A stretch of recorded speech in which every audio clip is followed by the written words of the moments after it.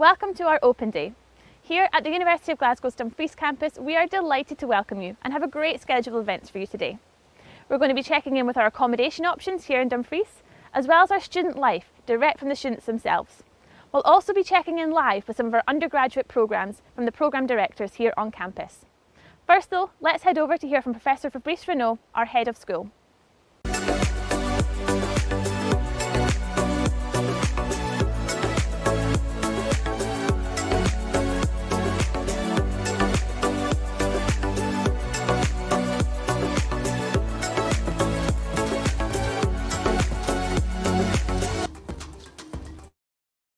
Okay, hi everyone and welcome to our Open Day here at the University of Glasgow's Dumfries Campus.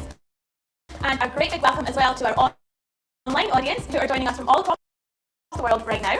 It's great to have you here. My name is Amy. If you need anything today, please keep a wee lookout for these wonderful student ambassadors in their bright pink hoodies. They're here to help you, as are all the staff. We all have our lanyards, so just look out for that if you need anything at all. For now though, I'm delighted to introduce Professor Fabrice Renaud, who is our head of school, to give you a proper welcome to our campus and our school. Thank you, Amy, and thank you all for coming here, and welcome to our campus here. So we're the University of Glasgow in Dumfries, and we're the School of Social and Environmental Sustainability. You're going to hear about many different things while you're going to participate in the day-to-day, and you're going to also have a specific discussion with the courses convener that we're interested in, so I'm not going to go into these details here. A couple of points that I want to emphasize to you is that we're a very research-intensive school. That means that our academics are conducting research in Scotland, in the UK, in Europe, across the world, and that research is used to inform the teaching that they do. So basically the teaching that you will receive is state-of-the-art. You're going to be based on what is the most advanced knowledge around whichever program you're interested in. The second is that we're a very international school. I mean, in our school we have more than 40 different nationalities, in both in terms of students and in terms of the staff that are working here. And that is something that we're really happy about, and it's really very nice to have. Another component that I think is important for you to know is that we call our area a living laboratory. So what does that mean? Obviously, we're here on the Dumfries campus. You just need to look out of the windows and you can see nature, and this is something that we put to our advantage in everything that we do. So if you are interested in the environmental science and sustainability program, believe me, you'll be out in the fields quite a lot, not only around our campus, but everywhere in the region. If you're interested in our global sustainable development program, you'll be interacting with different communities, different organizations in this region also. If you're in the NA primary education, you'll be having placements in local schools around the region, which is a different flavor that you would have in other big cities. So this is something that we really put to our advantage, and this is what characterizes our school in particular. So these are just a little bit of information about the school that I wanted to give you for now. Please enjoy the day, enjoy the program of activities that is there. You will have a lot of information given to you. Don't hesitate to approach any one of us. If you have any questions, we're here to support you and give you information today.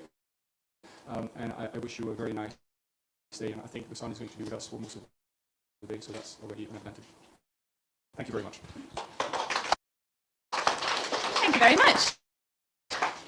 So today you'll hear a lot about our 4 subject areas that we have here at the Dumfries campus and the School of Social and Environmental Sustainability, but primarily you're going to hear about our environment, our sustainable development, and our education. If you have any questions about any of this, please come and find us. We're more than happy to chat about any of our programs. We have a little bit online as well that I wanted to share with you. If you want to find a little bit more about from life at Dumfries from our students themselves, you can check out our student stories. So these are videos, blog posts and articles all about our current students who tell you a little bit more about what life is like here in Dumfries. And careers and employability is very important to us here at our school, so we have dedicated careers web pages for each of our programs. So if you'd like to find out a little bit more about next paths, next steps following graduation, I know it's a long way off yet, but it's never too early to start thinking about it. You can have a little look here on these web pages and find out a little bit more. For now, though, I'm going to invite our student ambassadors to come up here and introduce themselves. We have a little bit of a student Q&A here. I've got some questions for them. If you have any questions for our students at all, these are current students. I'll let them introduce themselves properly. But if you have any questions, we are here to answer yours. And I've got a few for you guys as well. So I'll let you introduce yourselves first. I'm Meg, and I am a fourth year primary education student. I'm Priya, and I'm a third year environmental science and sustainability student.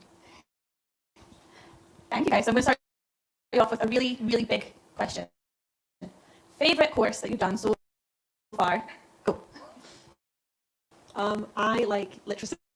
Mainly, of course, I love working with Karen, our lecturer, but I really have developed a passion for phonics and teaching literacy. I think something I found very rewarding on placements and everything is like having the power to teach a child how to read, and it's something that happens so quickly. So you watch how you can make it effect, and the stuff I learned in literacy was very important for that. This is a very difficult question to answer for me because I've grown a liking to three subjects this year. But my favorite, I would have to say, is applied ecology and conservation because I love learning about animals and about the human-wildlife conflict that is going on in the world at the moment, and aquatic environments as well because I love marine animals. So yes, I would say those are my top two favorite courses, and we have great teachers who are very much passionate about their work, so it just makes me, more interested as well. Thank you so much, guys. If anyone has any questions, please just throw your hands up. I'll get some coming in from online as well. So another question for you guys. We always get asked, what made you choose your program? What is it that you want to kind of go on to achieve? University of Glasgow, where all of our world changers are welcome here. What is it about your programs? And it's a big question. You're getting your third and fourth year now, so what sort of things do you want to go on to do? So there's no way of saying why you want to be a teacher without sounding sappy, but I wanted to be the teacher that I needed when I was younger and the teacher that I see pupils need. And I want to go on to teach internationally. So I was on an international placement early this year, and I would like to go on and teach in international schools in Europe, specifically Germany. So that's my plan after I finish probation year. What made me choose environmental science was just in my last couple of years before finishing high school, the issues that we're facing globally regarding to the environment, I think they were vocalized more. I think the issues were risen more often, and when I was made aware of all those, it really made me concerned, and it just made me feel like I need to do something to change it, and I wanted to learn what I could do. So yes, that's why I chose environmental science and sustainability. Nice, thank you. So we have a question that's been sent here about you mentioned your international experience. So can you tell us a little bit more, please? Yeah, so at the end of third year, I taught for a month in an international school in Bonn in Germany. It was kind of a last minute decision for me because I didn't know I was going to do it until I was like, okay, I'll do it. So me and three other people in my course flew over on the cheapest EasyJet flight we could find, and we stayed in Bonn together for a month, and we taught in an international school there, and I was in a year 2 classrooms, about primary 3, and it was amazing. Like I knew it was going to be good, but it's so valuable to see so many other cultures and how different education is over there compared to here, and it altered my practice a lot and changed how I view certain things, because obviously I've worked a lot with the curriculum of excellence here in Scotland, but working with the different curriculum kind of like changed how I feel about certain things and altered my priorities and my teaching practice a lot. And it's like something I'll absolutely carry with me forever, and then is what inspired me to want to go back. So I was speaking to the teachers at the end, and I was like, how much do you want to hire me? And then they were like, email us in a couple of years. So I'll email them and pop over there and see how they're doing. But international schools are always looking for new teachers, because people just like tend to jump about across Europe in different international schools. So if it's something you're interested in, absolutely take that opportunity, because you'd be surprised as to how easy it is to get into, for sure. Thank you so much. And just to add to that, all of our programmes have study abroad built in as well. So no matter what programme you're on here at our school or the university, indeed, we have study abroad built in to what we do. Internationalisation is something that's really important to us. It's part of our wider strategy as well. So it's something we're really, really passionate about, making sure our students get a really good international experience as well. Okay, next question here. We're getting asked about. Okay, it's a long one. Hold on. Okay, could you tell us a little bit more about any experiences that you have with accommodation? Oh, university accommodation. Okay, so first year I was in Dumfries Halls, which is just down there, which was great. It was you go straight in to like the university kind of lifestyle, and keeping your door always open so that anyone just floats in and out. I think I had a crate of 24 cans of Diet Coke holding my door open for a year. And you know, everyone moved between the flats, and it was great. I never had any problems in the accommodation. I think once my shower pressure went down, so I like emailed them, and then a plumber was in the next day. But I don't know anyone who had any problems at all. It was great. I loved being down there. It was so easy. If I had a 9 a.m, I woke up at 10 to 9 and waddled on up to my class. So it was great being down there, and walking to and from town is easy enough as well. So I really enjoyed that. I then moved out. Second year, moved in with friends in a big 5-person chaotic house. And this year I'm living with one friend in town as well. So we've managed to find accommodation that's works out for us very well. So I'm in my third year now. So in my first year, I lived in the Dumfries Halls for my accommodation as well. My experience there, it was for, I think we stayed there about 8 months. So for the 8 months, it was pretty good. I didn't face any problems with my room or whatsoever. It's really nice because they're ensuite rooms. So you have your own personal space, your own bathroom. You don't have to share that except a kitchen and a living room. So that was pretty good. So I could socialize whenever I wanted, and then whenever I wanted to study and be on my own, I had my own room for that. And it's very well equipped with the washing rooms and the appliances in the kitchen, and your own desk and table and lights and everything. So that was pretty good, and we made some pretty good. I made some pretty good friends. We had some very crazy experiences. We had water balloon fights. So people knew if like there was water leaking all over like the ground floor, they just knew it was us. So and we had, not in my flat, but in the flat next to me, we would have quite a few gatherings. So it was pretty fun. The only time I faced a problem ever in my accommodation was when the washing machine broke down just once, but like Mike said, we had a plumber in literally the next day and he fixed it all up, so it was fine. Everything was good.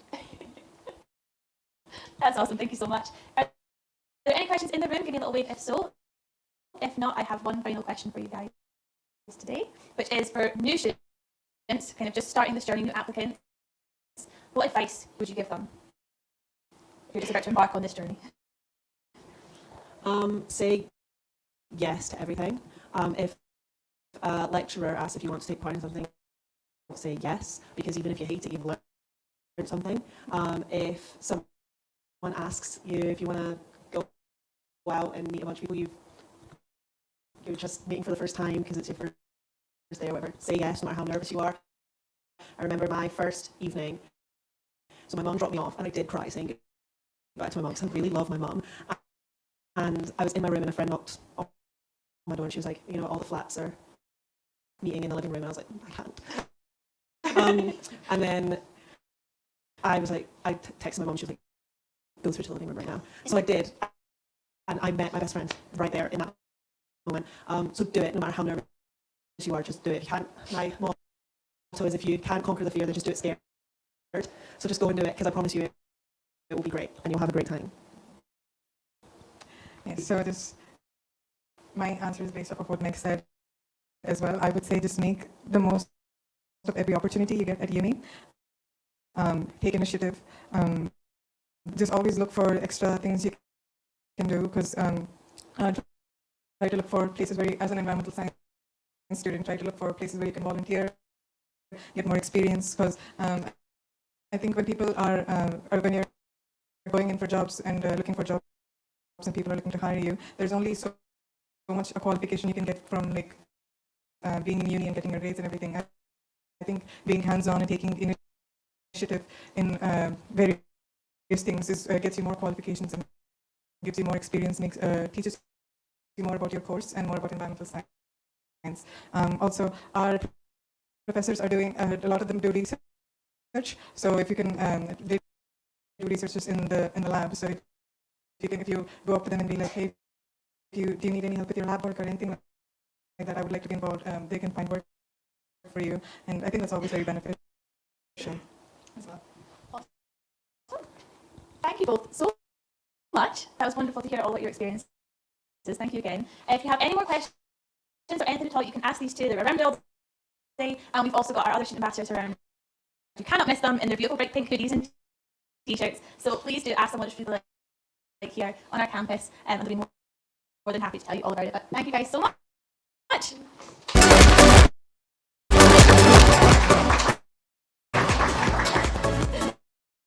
So we have a really cool packed day for you today. The schedule is just up here on the screen. For any sessions or any information sessions, please just have a little look at your booklets, or please ask one of us, one of the staff, one of the student ambassadors where to go. Our next sessions will be starting really soon. We're all over the building today, so make sure you have a good look around as well. But thank you so much for joining us this morning, and we'll see you around, and I hope you have a wonderful day. Thank you so much.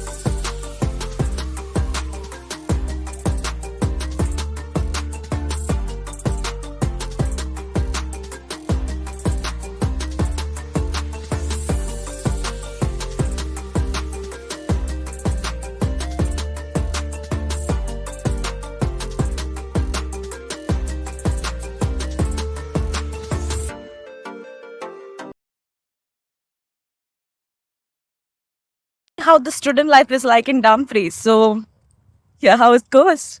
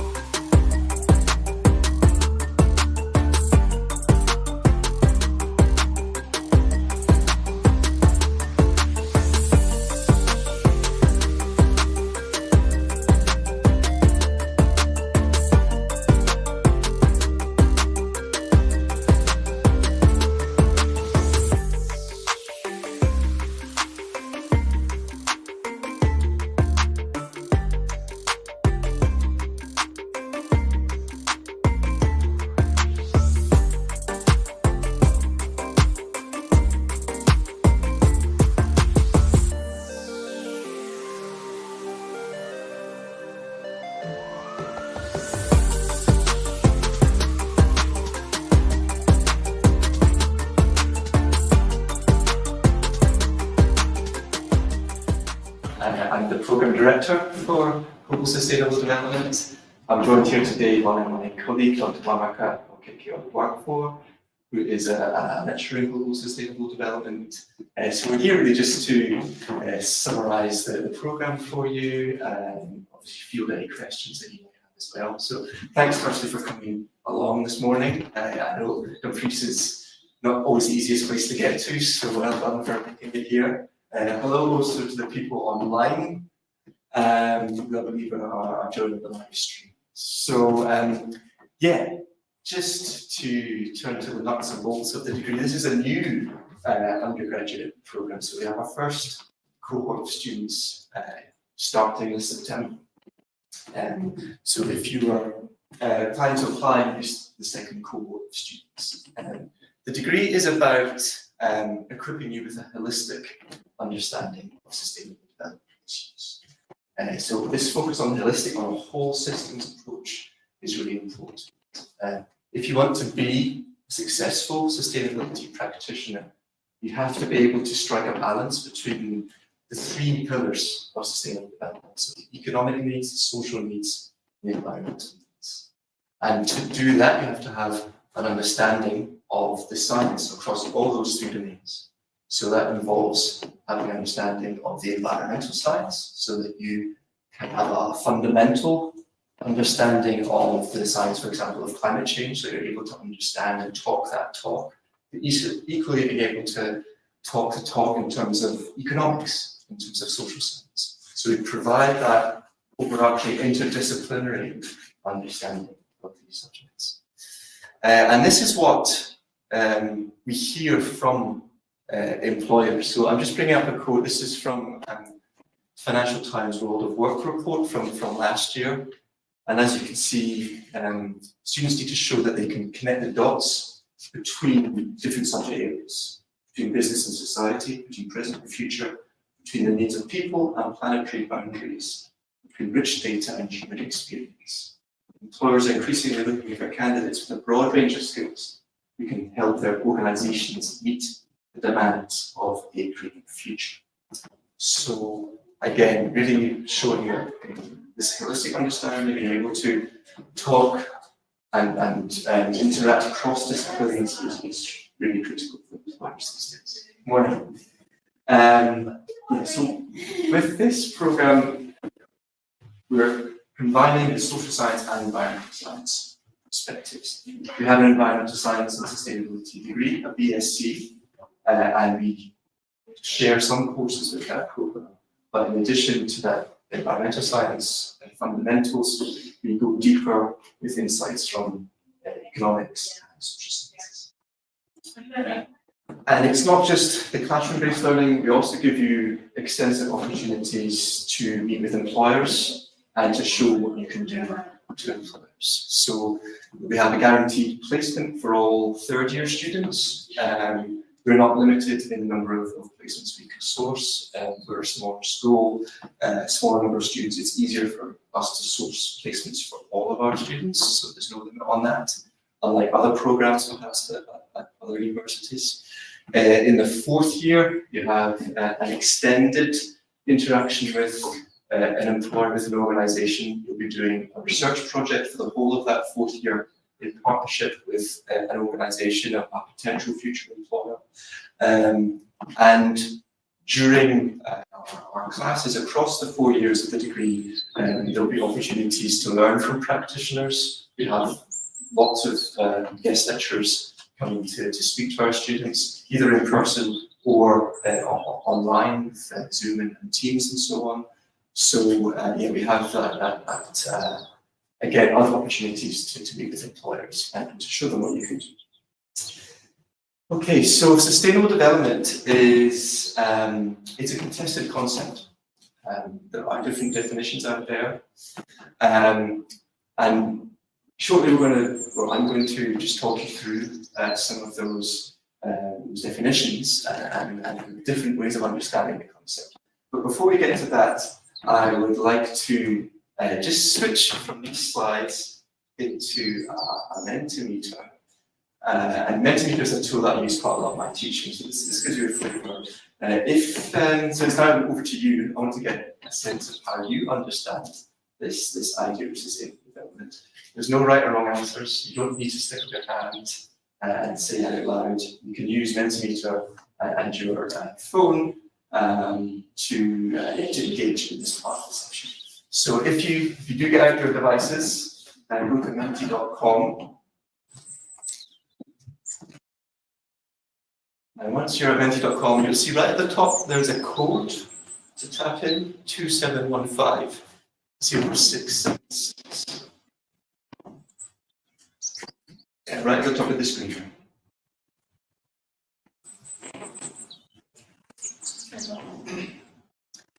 And you should, once you get in, you should be able to answer that first question.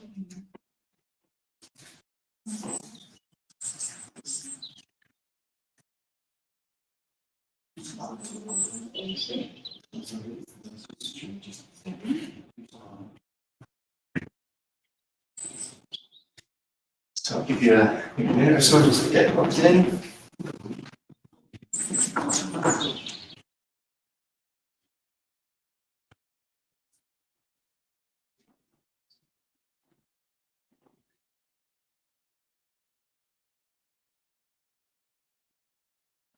Okay, so I think most people will be able to reply there. So a few of you have used Mentimeter, but the majority not. Okay, so that's just a warm up.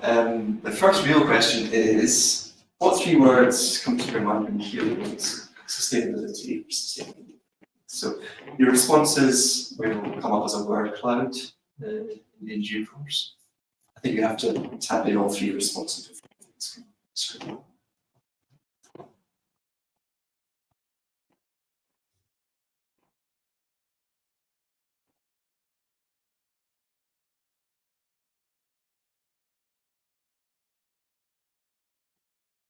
There's no right answers. You're not able to see who's saying what.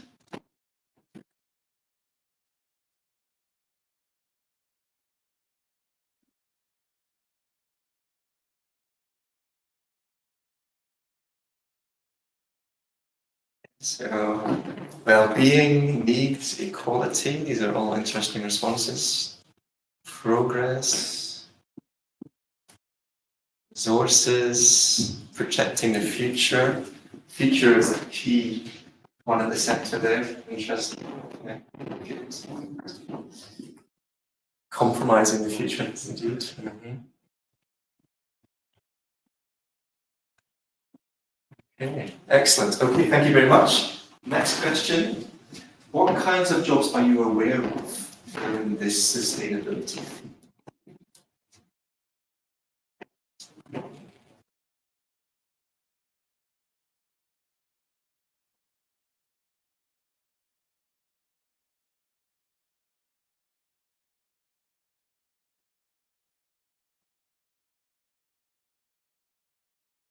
Good, yeah. Consultancy is certainly a big part of this. Policy making, international aid and development, technology. Good.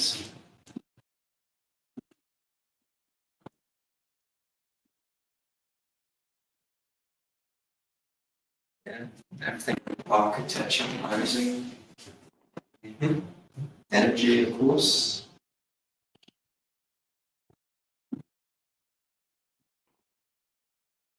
Good. Yeah, certainly political. Yeah. All of these questions, when we're dealing with finite resources, that's when the political comes into play. Okay. Great. Thank you very much. I'll probably just shut that one down now.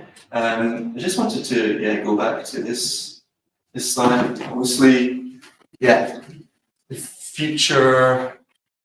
future-facing words are pretty prominent in here, and this certainly aligns with this idea of sustainable development in how it's defined So I'm just going to cover a few definitions now. This is the conventional definition of sustainable development. It's the one promoted by the United Nations, among other international organizations. So development meets the needs of the present without compromising the ability of future generations. Another way of thinking about sustainable development is the three-legged stool metaphor. So if you imagine a stool with three legs, if one of those legs is longer or shorter, i.e. if less or more importance is given to one of those legs, then that stool will be a little bit wobbly, potentially uncomfortable. It may still function to an extent, but it's not ideal. So really, the idea of the three-legged stool metaphor, and obviously if one of the legs is missing, then the stool completely fails.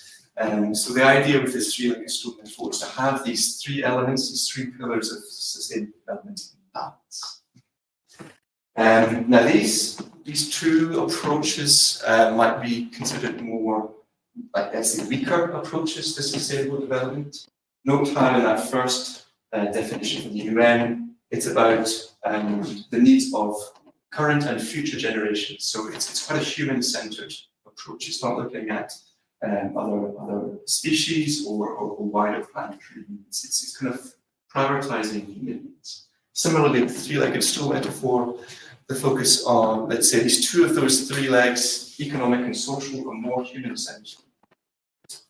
So these might be described as weaker approaches to sustainable development. There are also stronger approaches, which maybe would call into question the compatibility of continued economic development on the ability of the planet's life support systems to maintain themselves. Maybe we need to dial down our expectations of economic development, economic growth, maybe no longer being obsessed with GDP as a measure of human progress, thinking of other alternative forms of progress and development. Importantly, on the course, we don't impose any one definition or view on our students. We let our students decide their own stance. We give them that time, space to reflect on their own positionality and on their own stance, and to place themselves in these debates, which are live debates within the sustainability field. So that's a key element. And we get our students to think through these issues and decide on their own stance through case studies on a whole range of topics: sustainable livelihoods, clean and affordable energy, the need for safe water and sanitation, health inequalities, intergenerational justice. It's a long, long list that's only touching the surface. These are all issues that we will cover almost. In terms of, just briefly on the aims of the programme, in the first year, second year of the programme, we give you that fundamental, the building blocks, the theories, the concepts that you need, but we also apply those theories and concepts to case studies from the local to the global levels. We're conscious that in our own backyard we have lots of case studies and field sites that we could use. I'll come on to that in a little bit. So those first year, second year, that's where we kind of really develop those fundamentals. But we also develop a range of technical professional skills, and these are skills that we know that employers are looking for. So impact assessment, reporting around sustainability issues. There's a whole raft of regulation which increasingly is required of large and small corporations about reporting around sustainability. Policy analysis, data analysis. Some of you may be familiar with this acronym ESG. It's the new approach to what used to be called corporate responsibility. So that's another different frameworks that we provide for you in that space. Project management and communication as well. And finally, towards the end of the degree, once you've got those fundamental theories and concepts, once you've developed these skills, also research skills, then you are able to identify and research global development challenges and develop solutions. So that's ultimately where we want to get to, being able to research these issues and develop your own solutions. We do that through student-led projects and fieldwork. I mentioned this 4th-year research project where you have the whole year to develop your own piece of research with an organisation. And then we help continue in touch with that organisation, facilitate. So yeah, so that's the kind of broad sweep of the degree, let's say. Yeah, so why global sustainable development? Why now? It's no surprise to anybody in the room, I'm sure, that we're responding to one of the major global challenges of our time. And we see this every day in the news, I think. Just over the summer, images of holidaymakers stranded in countries like Greece because of forest fires. That's I guess one example of very, very many, but where there are these tensions between the economic, the environmental, and the social. I don't think anybody can deny that tourism is a social good, allows you to expand your horizons, visit beautiful places, that's a social good. And yet, the carbon which is emitted from long distance flights is clearly having a major effect on the environmental and the planet's life support systems. But at the same time, the revenue from tourism is really needed in many countries around the world. So we have these three elements which are in tension with each other. How do we strike the right balance across those three?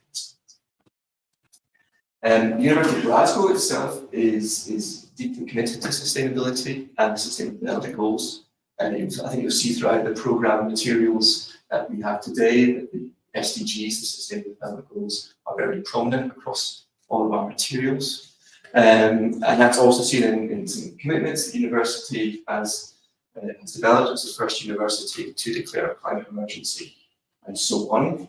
And through all of that work, through our teaching, through our research, through our engagement with local and global partners, we've really developed a reputation in this area. So the university is ranked, and this is not ranked 12th in the UK, it's ranked 12th in the world for its impact towards the Sustainable Development Goals. And this is the most recent rankings this year. So it really is, it's a leader in this space. And our school, the school in Dumfries, the School of Social and Environmental Sustainability, is right at the forefront of that effort from the university. So we had an outsized contribution to the portfolio evidence which went forward to that 12th place ranking for these impact rankings. So yeah, through our teaching, through our research, we are definitely at the centre of the university's efforts. As I mentioned, sustainable development is a challenge. There are multiple challenges associated with it, but it's also an opportunity, especially in terms of employment, in terms of careers. We see all these new career prospects arising. I'm going to spend a little bit of time now just talking through some of these career opportunities. Just returning back to this World of Work report from the Financial Times last year, they say that a career path in sustainability is proving to be a resilient choice as regulatory changes force companies to spend more on this. The number of green job openings worldwide has outpaced the number of people who say they have green skills over the past 5 years. And this is certainly something we've observed as well, and this is one of the reasons why we've established this degree. We see that there's this demand from employers, but it's not being met in the university courses which are being offered currently, and we felt there was a need that we could plug in.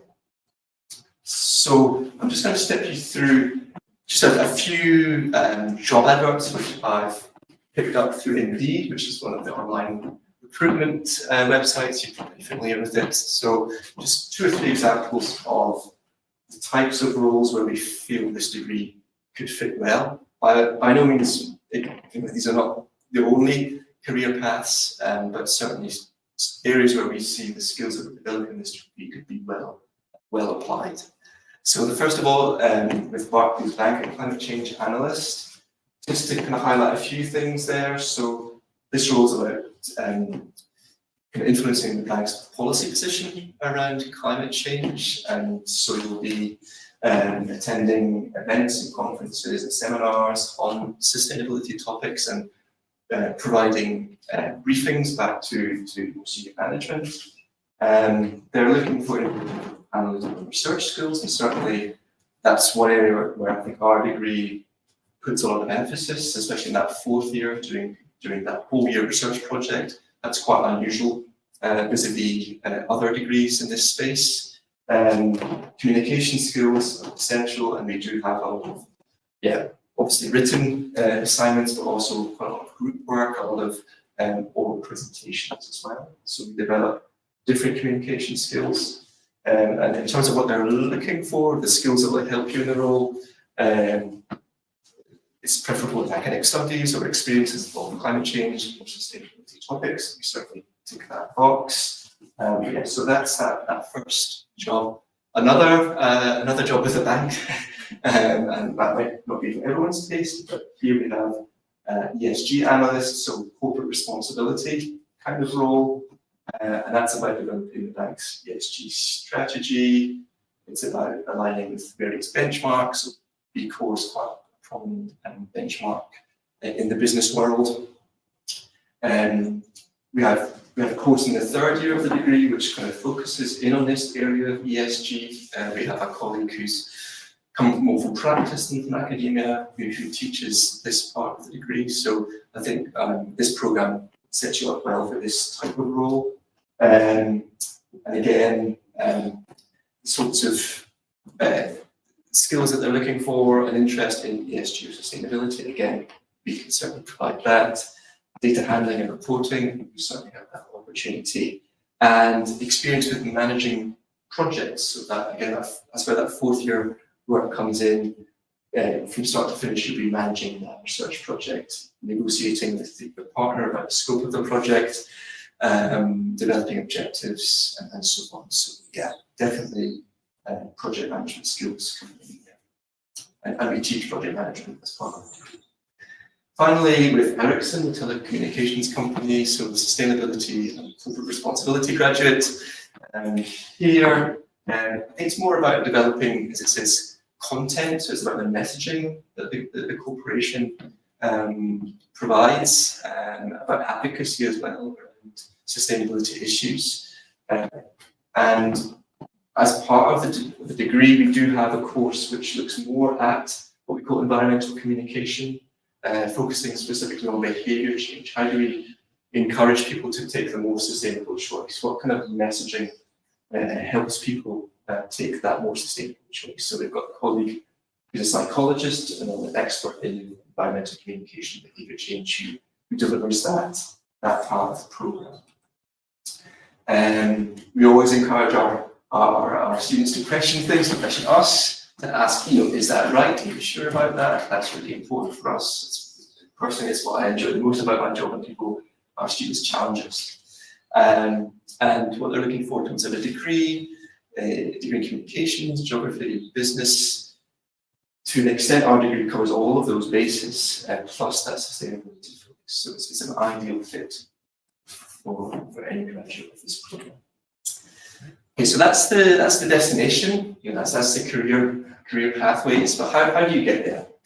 So just kind of cover quickly sort of issues around the courses that we'll be taking, teaching, and assessment, and so on. So here we have just an overview of the core, let's say the mandatory courses on the programme across all 4 years of the degree.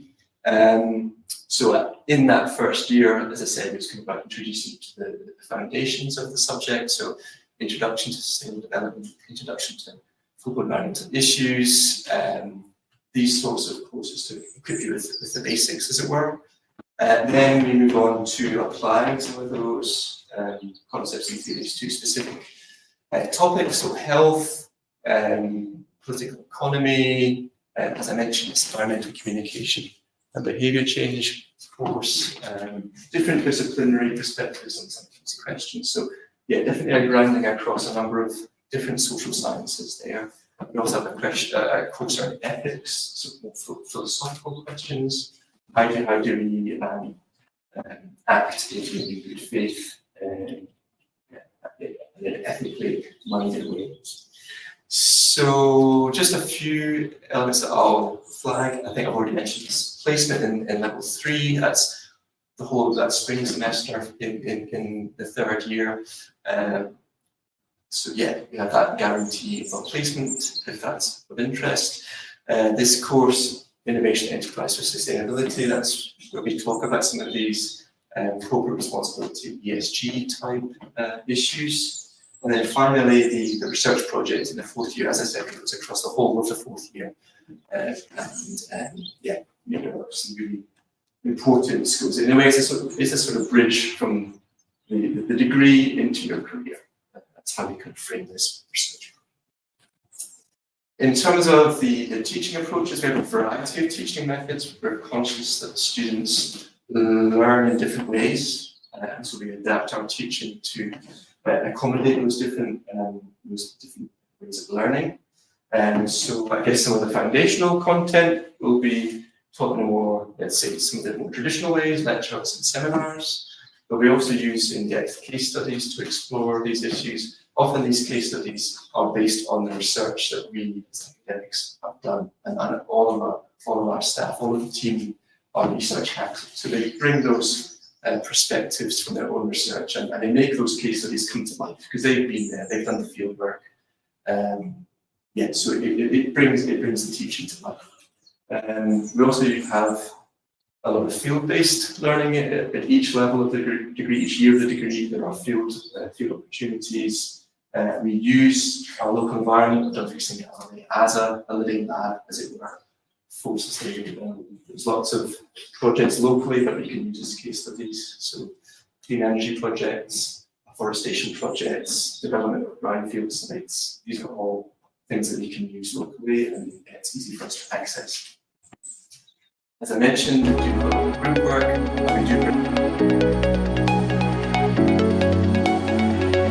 My name is Mwamaka Okeke Ubafo. I'm a lecturer in Global Sustainable Development, University of Glasgow, Dumfries Campus. Our undergraduate program in Global Sustainable Development will teach you how to tackle most of the wicked problems facing our world.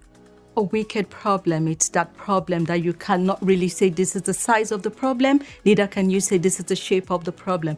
It's complex, very difficult to solve. So a wicked problem is when you try to avoid things like overfishing and you bring up policies, and then the policies, rather than solve the problem, impoverish people. And then poor people would have to figure out more dangerous ways to overfish.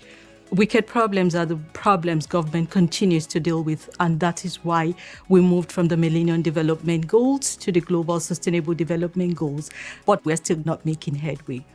So our MA program in Global Sustainable Development will look at wicked problems. To what extent can we negotiate solutions? This program aims to build a prosperous world, and so we are interested in students that are creative, students that care about our environment, students that want to make changes, students that are interested in issues around climate change, the blue economy, students that are interested in eradicating poverty. During this program, you have the opportunity to learn from experts from across the world. What are the topical issues and what are the impacts of climate change in different sectors? You will learn about climate change and how it impacts on local farmers in Kenya. You will learn about that in Oman and in different parts of the world. Our program will teach you how to analyze these problems, how to work with local communities, maybe during your placement, and how to research this problem and provide solutions to them.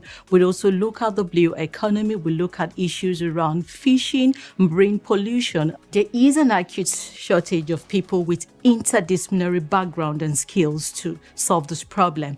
Sometimes these programs are taught by scientists and not social scientists. And so people have just one discipline, one perspective, which is not enough to understand the holistic nature of these problems.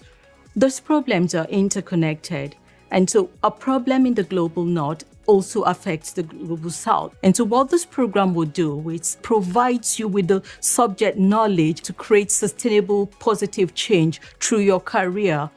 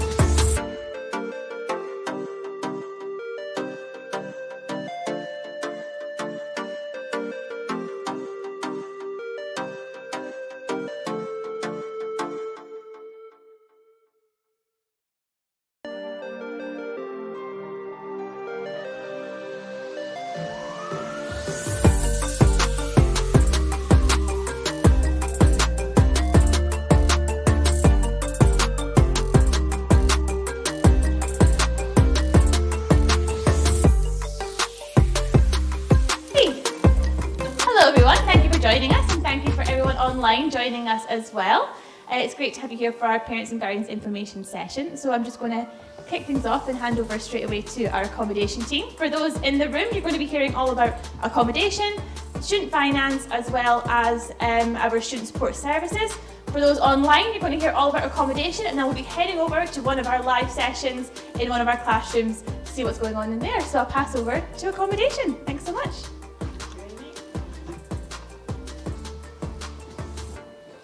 Hello, I'm Ellen from Accommodation Services. For those in the room and also guess those online as well, if you can switch your mobile phones to silent, but keep them on because there are a couple of QR codes in the presentation you may want to capture. So, going. Oh. Doubly welcome to your Dumfries home there. So why choose university accommodation? The standard contract in university accommodation is 39 weeks. That takes you through from September to June, which is all that you need for the academic year. And you do not need to clear your room at Christmas or Easter time. That's sometimes a little bit of an urban myth that people think that you need to clear out. Your accommodation fees include your Wi-Fi, some personal contents insurance, and all your utility bills. We've just recently switched our Wi-Fi provision to Glide, who are the UK's leading student accommodation Wi-Fi provider. And I'm pleased to say that's going extremely well with that project. We include your bedding and bed linen, and also in our Dumfries residences, your kitchens are equipped with basic cooking equipment, your crockery, cutlery, etc. So really very minimal, you just need to bring yourselves. So why choose university accommodation and make us your Dumfries home? So from the get-go, from move-in weekend, you have got somebody that you don't have to be alone when you're walking up to campus, orientating yourself around the town and going to classes. As I'm sure you'll get to hear from the academic sessions and things today, very close-knit community in Dumfries, but from the get-go, you've got your flatmates, and then you're going to have your classmates and perhaps clubs and societies and things that you'll join when you're here too, but you'll always have someone to have a cup of tea with at the end of the day. In the residencies, you've got round-the-clock support, and you have the benefit of residence life staff who are on duty in the out-of-hours, evenings and weekends. So speak a little more about residence life. They are current University of Glasgow students or staff, and they are on duty every evening and weekend. So they've been there and done that. So when you're settling in, or you feel you're not settling in, seek them out. You can chat to them about how you're feeling, help with homesickness, flatmate, if there's any issues you think, I can't handle this myself, there's somebody there that can support you with that. If they can't help you directly, they can signpost you to services that can, whether they are based here or based up in Glasgow. And again, finding your way around the town. And I could have done with one of them this morning trying to get out to Morrison's car park because I could get in, but could I find how to get back out again? Yeah. Could have done the rest of life then. And also event support too. You may also hear about this today because we're big fans of the Safe Zone app at the University of Glasgow. So that's monitored 24 hours a day, a free app 7 days a week as well. So again, when you're just settling in, you've got the blue button there for a bit of guidance if you're lost, geolocates you, gives you some help. Green button for first aid, and we hope you never have to use the red button for in case of emergency. And there's also a new feature, the wellbeing assistance button. So you've got trained counsellors there at the end of that. So we highly recommend that everybody downloads that, students and staff actually. So now on to the residences themselves. We've got 3 properties in Dumfries, as you can see. First stop is going to be Dumfries Hall, which is closest to campus here. It's just about 10 minutes walk away down through the grounds. And it's our largest residence in Dumfries. It's got 6 flats of 5 bedrooms each sharing a communal dining room and kitchen. All our bedrooms in Dumfries are ensuite bedrooms, so you've got your own private shower and toilet. You have a laundry room with washer and dryer. And as I said, you're about 10 minutes walk to campus or a 20-minute walk to the town centre. Uniquely in Dumfries, you do not pay to use the washing machines or the tumble dryers. We are the only student residence in the country where parents bring their laundry to the student residence.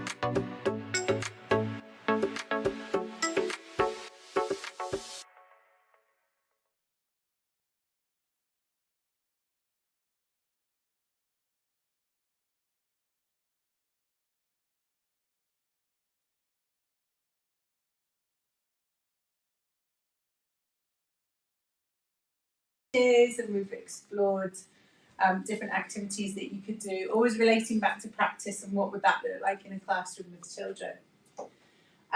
As it says here, we are a close-knit community. Thanks to our class sizes and our high level of interaction with you as the education team, we get to know you really, really well. And I keep coming back to that word family. We are like a big family here with you, which is it's a very supportive way of working. You know, we get to know you really well over the 4 years. Yeah, well done. Okay. So we have, this is our colleague Anna, by the way, who would also be on the teaching team. We have a 4-year undergraduate programme for primary. Every 5 years, every course that is delivered in preparation for teaching in Scotland is accredited by the General Teaching Council for Scotland. Hello. Hi. You're welcome. Come in. So we are due to have another accreditation in 2025, and what GTC do is they have a little look at the programme and make sure that what we are teaching you is all current practice. So we have a responsibility to make sure that we review our programmes regularly for that accreditation. Karen, do you want to take it away? It's because I need a drink. And your lecturers all are situated within research as well. And that's an important point right there, that because of the research that we're situated in, we can share that with you, and we can also instill in you the need that what you're doing in your classroom is evidence-based and research-informed. And so being able to share some of your own research, I teach literacy, and my research is conducted in the area of spelling, morphology, and orthography. So the idea that we're linking research and practice throughout is a very important aspect, so that everything you're doing is grounded in theory and research. And we have support. Some support is available here on campus, and anything that isn't, then you're linked with the Glasgow campus as well. So if there's additional supports available that are at the Glasgow campus. It says that we have a unique relationship with Dumfries and Galloway Council. That's absolutely true, and what that looks like in terms of your courses, all of the placements that we offer, you have a placement every year on the course. They're always in Dumfries and Galloway. So there's a national agreement that we look at your postcode and we place you within 90 minutes commute of your postcode. Okay, and you tell us where you live, what your transport arrangements are, but you will find that all of your placements are in D&G.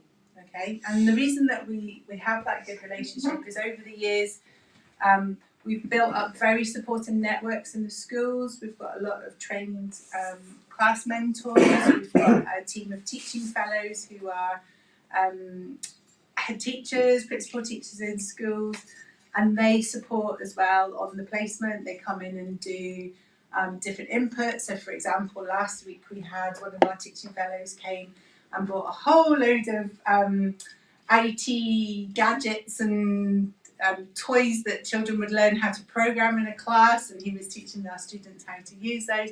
So it's a nice mix of getting some specialist classroom on-state practice as well into our placement preparation classes. So a very special and really, really productive relationship that we have with the council.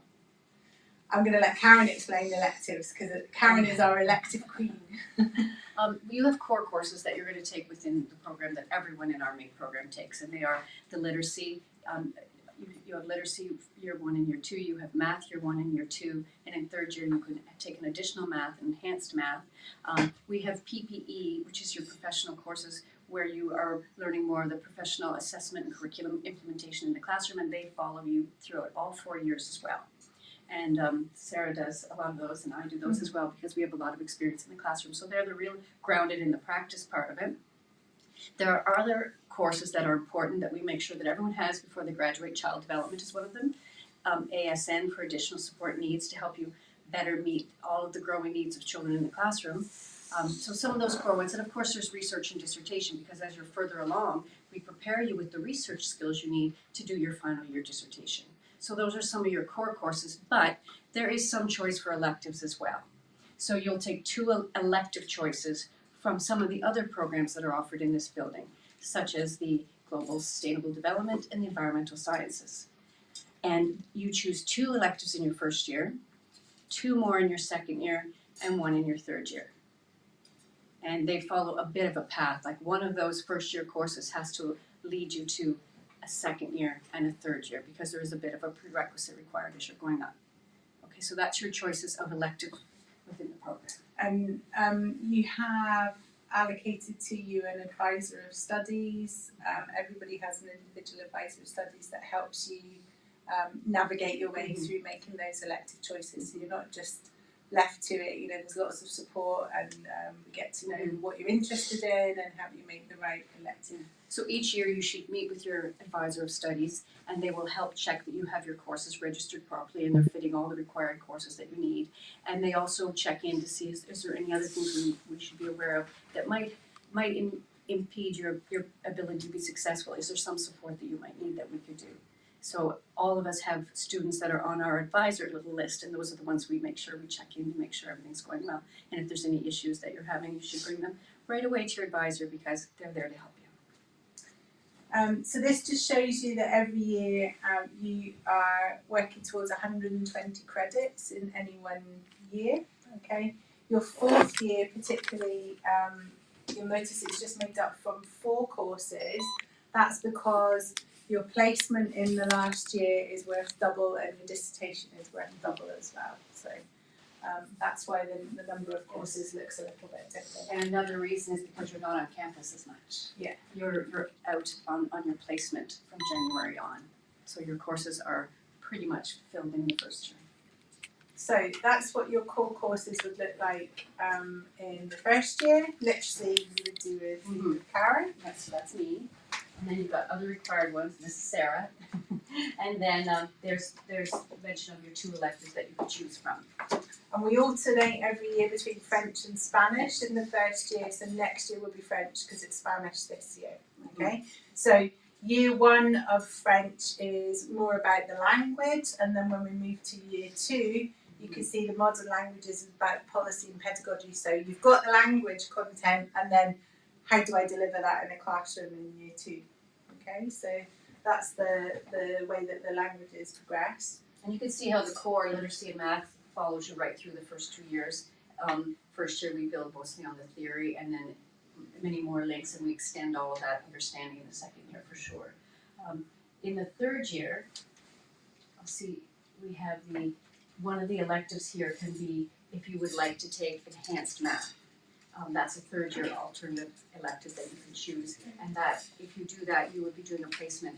Part of your placement would take place in the secondary level, because that enhanced math is qualifying you to teach at the secondary level, which is Yeah, so within BGE. So those of you that are in the Scottish education system, you'll know that that's your first 3 years of high school. So if you do the enhanced maths program in 3rd year and 4th year for your placement, then if you were to look for work in a secondary school in the maths department, you could teach up to that first 3 years. So if maths is your passion, we have that ability to create an individual route through. You see we have the STEM, we have the research methods preparing you for your 4th year to complete your dissertation, curriculum assessment, and additional support needs. You can see these are really foundational things that you need to have a firm understanding of before we head you off into your probationary year. And more professional practice, which follows you throughout. There's your last year. And then in the 4th year, again, the professional practice just builds every year on the skills that we're teaching you. You have sociology of education, which looks at some of the real big hitting issues like poverty, anti-racism, some of the other things that Anna does, all about GERFIC and supports in schools. She works very closely with Education Scotland, and they do a lot of interactive inputs in the sociology of education class. Professionalism and leadership is with me. that's where we look at the wider role of being a teacher. So obviously there's the classroom input of being a teacher, delivering the learning and teaching, but what are the wider responsibilities as well? So I think I just want to interject here how fortunate we are that Sarah's with us, because she brings GTCS experience, which is basically our governing body to make sure everything is professional, and to have her bring that experience to our program to make sure our students have a very firm understanding of what is required professionalism within becoming a teacher. It really does help us. It's been really lovely to be able to transfer those skills from the General Teaching Council into preparing our students. So it's an honour to be able to do that. And then the honours dissertation, I'll let Karen summarise that, as Karen convener for that. It's your fourth year dissertation is your final piece of work, and what people choose is they choose an area that they're very passionate and interested in, and it's something to do in primary education. And we have students choosing all kinds of topics, from math anxiety to how music fosters self-regulation. And what they do within that is they can choose their topic, they choose what kind of method they're going to use to explore that. You could do a systematic literature review, you could interview teachers, you could do a survey. So there's all different ways that they can decide to explore that further. So I'm going to be an expert on this topic when I graduate. And it does give them the idea that when they even if they're in an interview for a teaching position, there's some area that they can talk about what kind of research I've done and what I've learned and how that's made me a better teacher because of it, and how I can even have some knowledge sharing here because I've become a little expert in a certain area. So the dissertation really does not only give you skills at being able to pursue these topics in more depth, but it also builds your confidence as a teacher. And the real premise is, in your career, you don't stop learning when you leave here.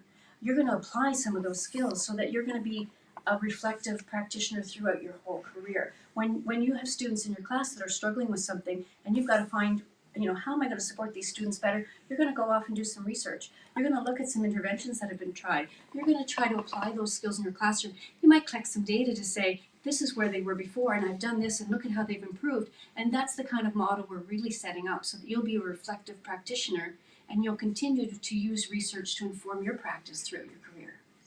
And the skills that you learn through doing your dissertation, you'll be deploying immediately in probation. So after your 4-year course with us, you then enter a year's probationary period in a school. And part of demonstrating that you're meeting the standard for full registration is taking part in a practitioner inquiry or organising a practitioner inquiry. So it's something like, our colleague Anna describes it very well. She said, you'll know what's your professional itch, what's bugging you, what do you want to investigate a bit more about, and you look at where are the children at one given point in time, and then you apply an intervention, and then you measure the progress of that at the end. So you do all of that in your probation year, and the skills that you learn in your dissertation are transferable into that probation year as well. So, and there's some really varied topics. The beauty is you get free choice of what to do your dissertation on, and we've had some really interesting last year's ones about effects of drug abuse, parental drug abuse on children in the classes, some of the topics you might have seen, maths anxiety, there's another one, outdoor learning, so there's a whole range of things. Play is always a big one too, Yeah. because play is an important topic right now in education. How best can we incorporate play to support our students to enhance their academic achievements and social interactions? So the use of play, and even at different levels, what does play being incorporated in P1 look like compared to P6? There's lots of really interesting questions people have looked at within play. So as we've talked about your placements, you get one placement every year. Your first year is a 6-week placement. Your second year is a 7-week placement. Your third year is back to a 6-week placement, and your fourth year is an 11-week placement. And we put you in at different stages. So you get, by the end of the four years, you've had an opportunity to practice teaching at all the different stages within the school. Okay. And you'll also have different types of experiences. Yes. Sometimes you're in a big school and your class is only one single grade. you might be in a P4 classroom, but then you could be in a very small school where it is a very combined grade, where you might have P1, P2, and P3 all in one classroom, and you might only have 14 children. We had one of our third years was on practice in one of our small schools, and there was 11 children in the whole school. And that was it, so P1 to 7. So we have lovely rural schools that are very much embedded in the local communities, and we have the other side of that, we have larger schools where you've got 350, 400 children. So what we try and do across the 4 years that you're here is make sure that you get an experience in the different sizes of schools, so you're not just shoehorned into all the rural placements or all the town kind of placements. And when they hear about their assignment is going to be on placement, it says, I'm in a room that's P1, P2, P3, and P4, and the first thing they do is they say, how could I possibly meet the needs of that range of students? And then it works, and they say, I'd go back there again, send me back. And there's so many advantages of that, the community, helping one another, and also the small numbers. So even things that you might think, how can I do that? It will end up being a very wonderful experience. Definitely. And when you're on placement, there's a team of us that come out and visit on the placement, and we watch you do your lesson. We talk to the teachers continuously that are mentoring you throughout your placement. You have an electronic profile that we keep an eye on and interact with on a weekly basis, just to make sure that everything's on track, and we're very quick to identify any supports you might need, and we'll come out and visit you. So it's a very, very supportive environment through placement. And it's really, I like to think of it not at all of an assessment. It really is about how we can foster you and give you feedback to help you grow to be the best educator you're going to be. It's the feedback that's important, and most students look at it as if, I know that I have so much to learn, and even if you might say, had you considered doing it this way, because you can bring a whole new perspective when you've seen it done in multiple contexts and in different ways. And so it's really interesting that the feedback is not at all meant to be a negative thing. It's meant to, wow, all the different ways I could have done that, and I'll consider that maybe for next time. So think of that not as an evaluation, more of it as all helping you to grow.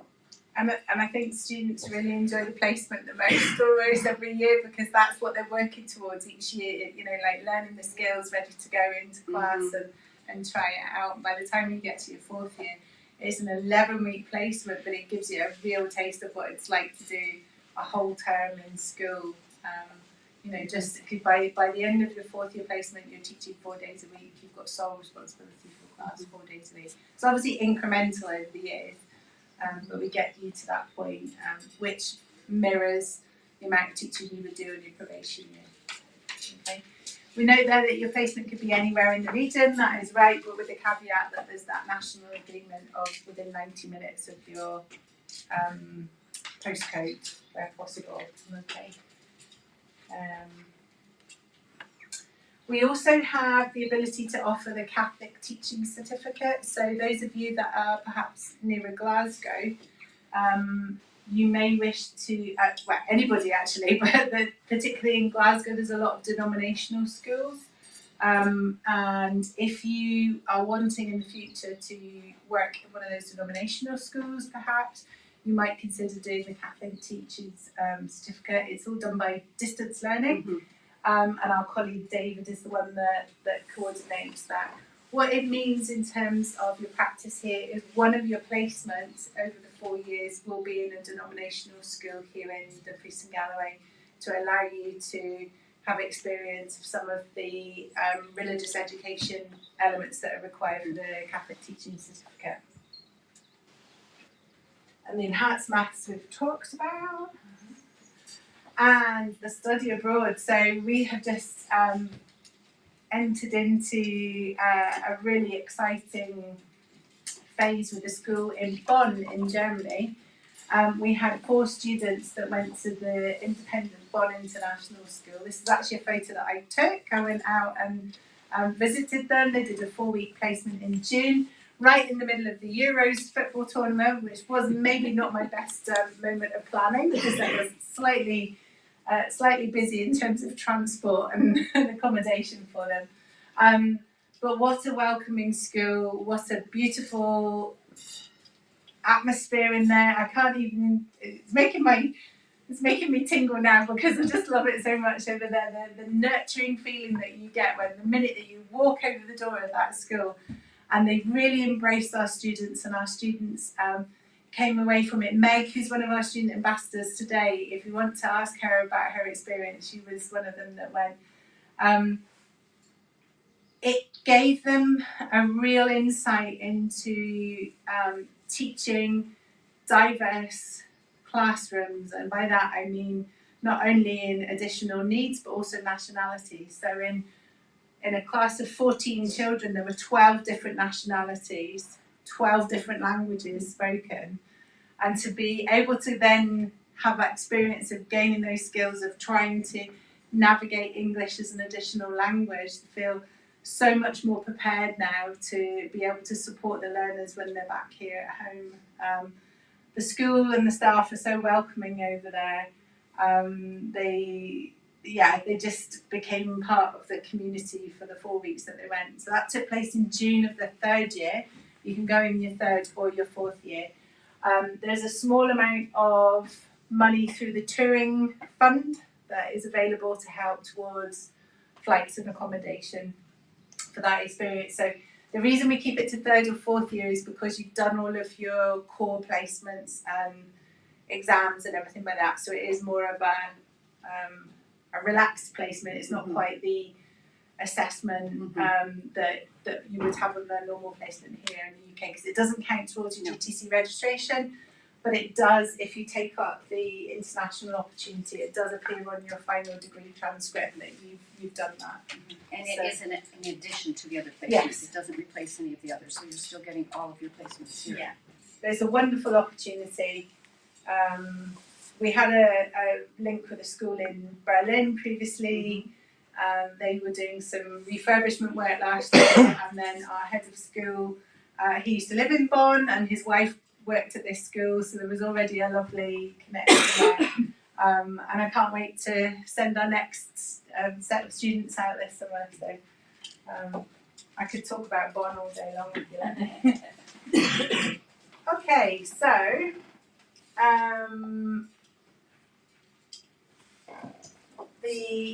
so we have an interview process. I don't know if that has that been.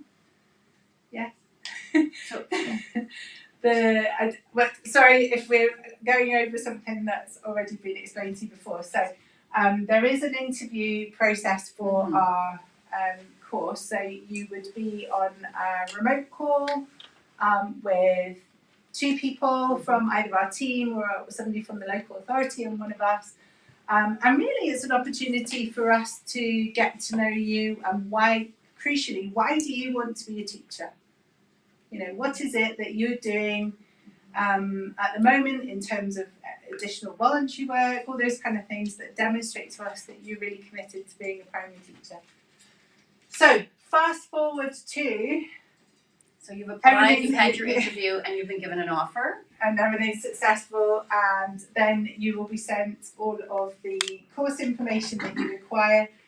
Because this is a professional programme that involves working with children, you are required to have a Disclosure Scotland check, okay?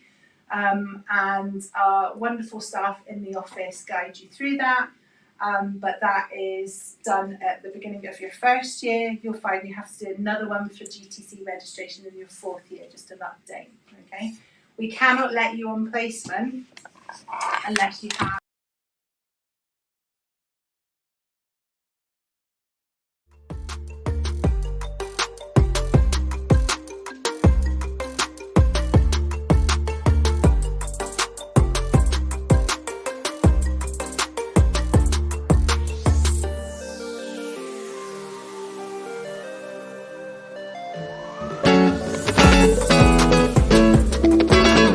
My name is Chris. I'm studying the primary teaching course here at the University of Glasgow, Dumfries Campus. Moved here to Dumfries about 7 years ago, and it's the best thing I ever did. I'm originally from Birmingham, so it's a really large city.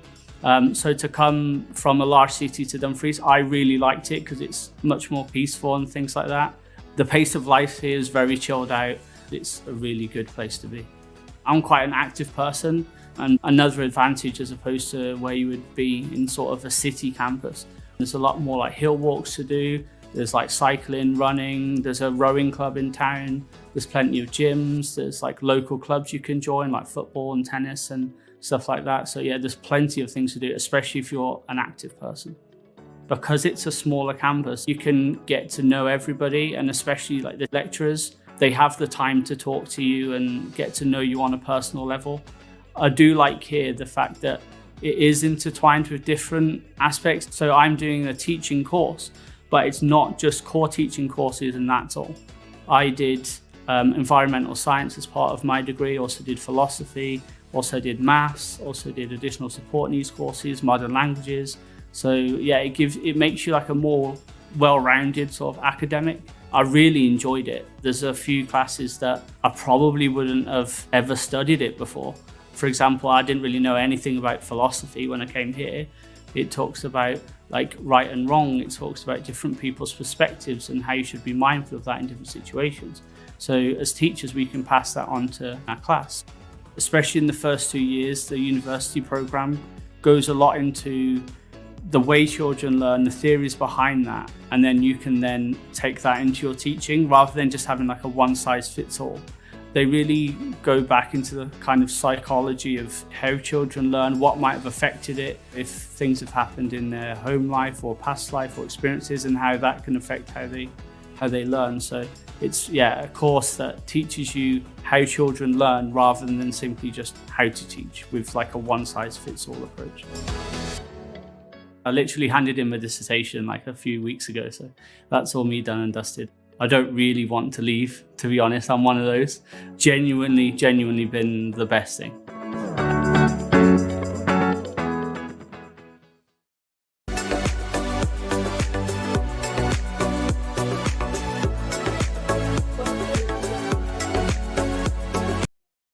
We both enjoy playing outside a lot, as does Dr. Stephen Gillespie as well, who is our head of subject for everything environmental at the university here.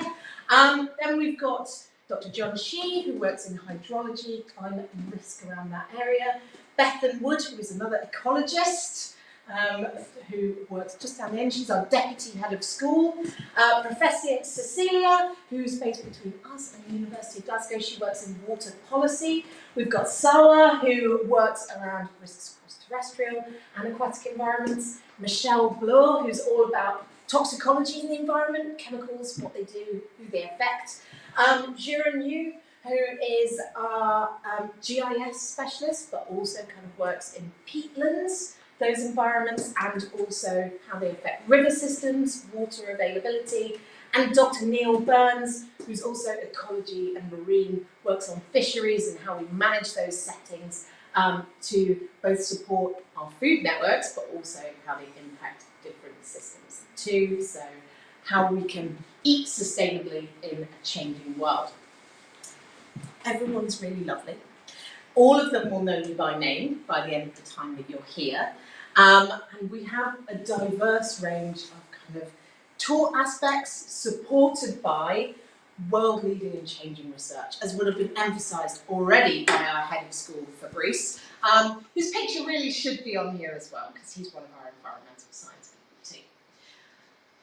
Our teaching, and what we teach you, which I'll come on to in a second, don't quite worry, is also accredited by the Institution of Environmental Sciences.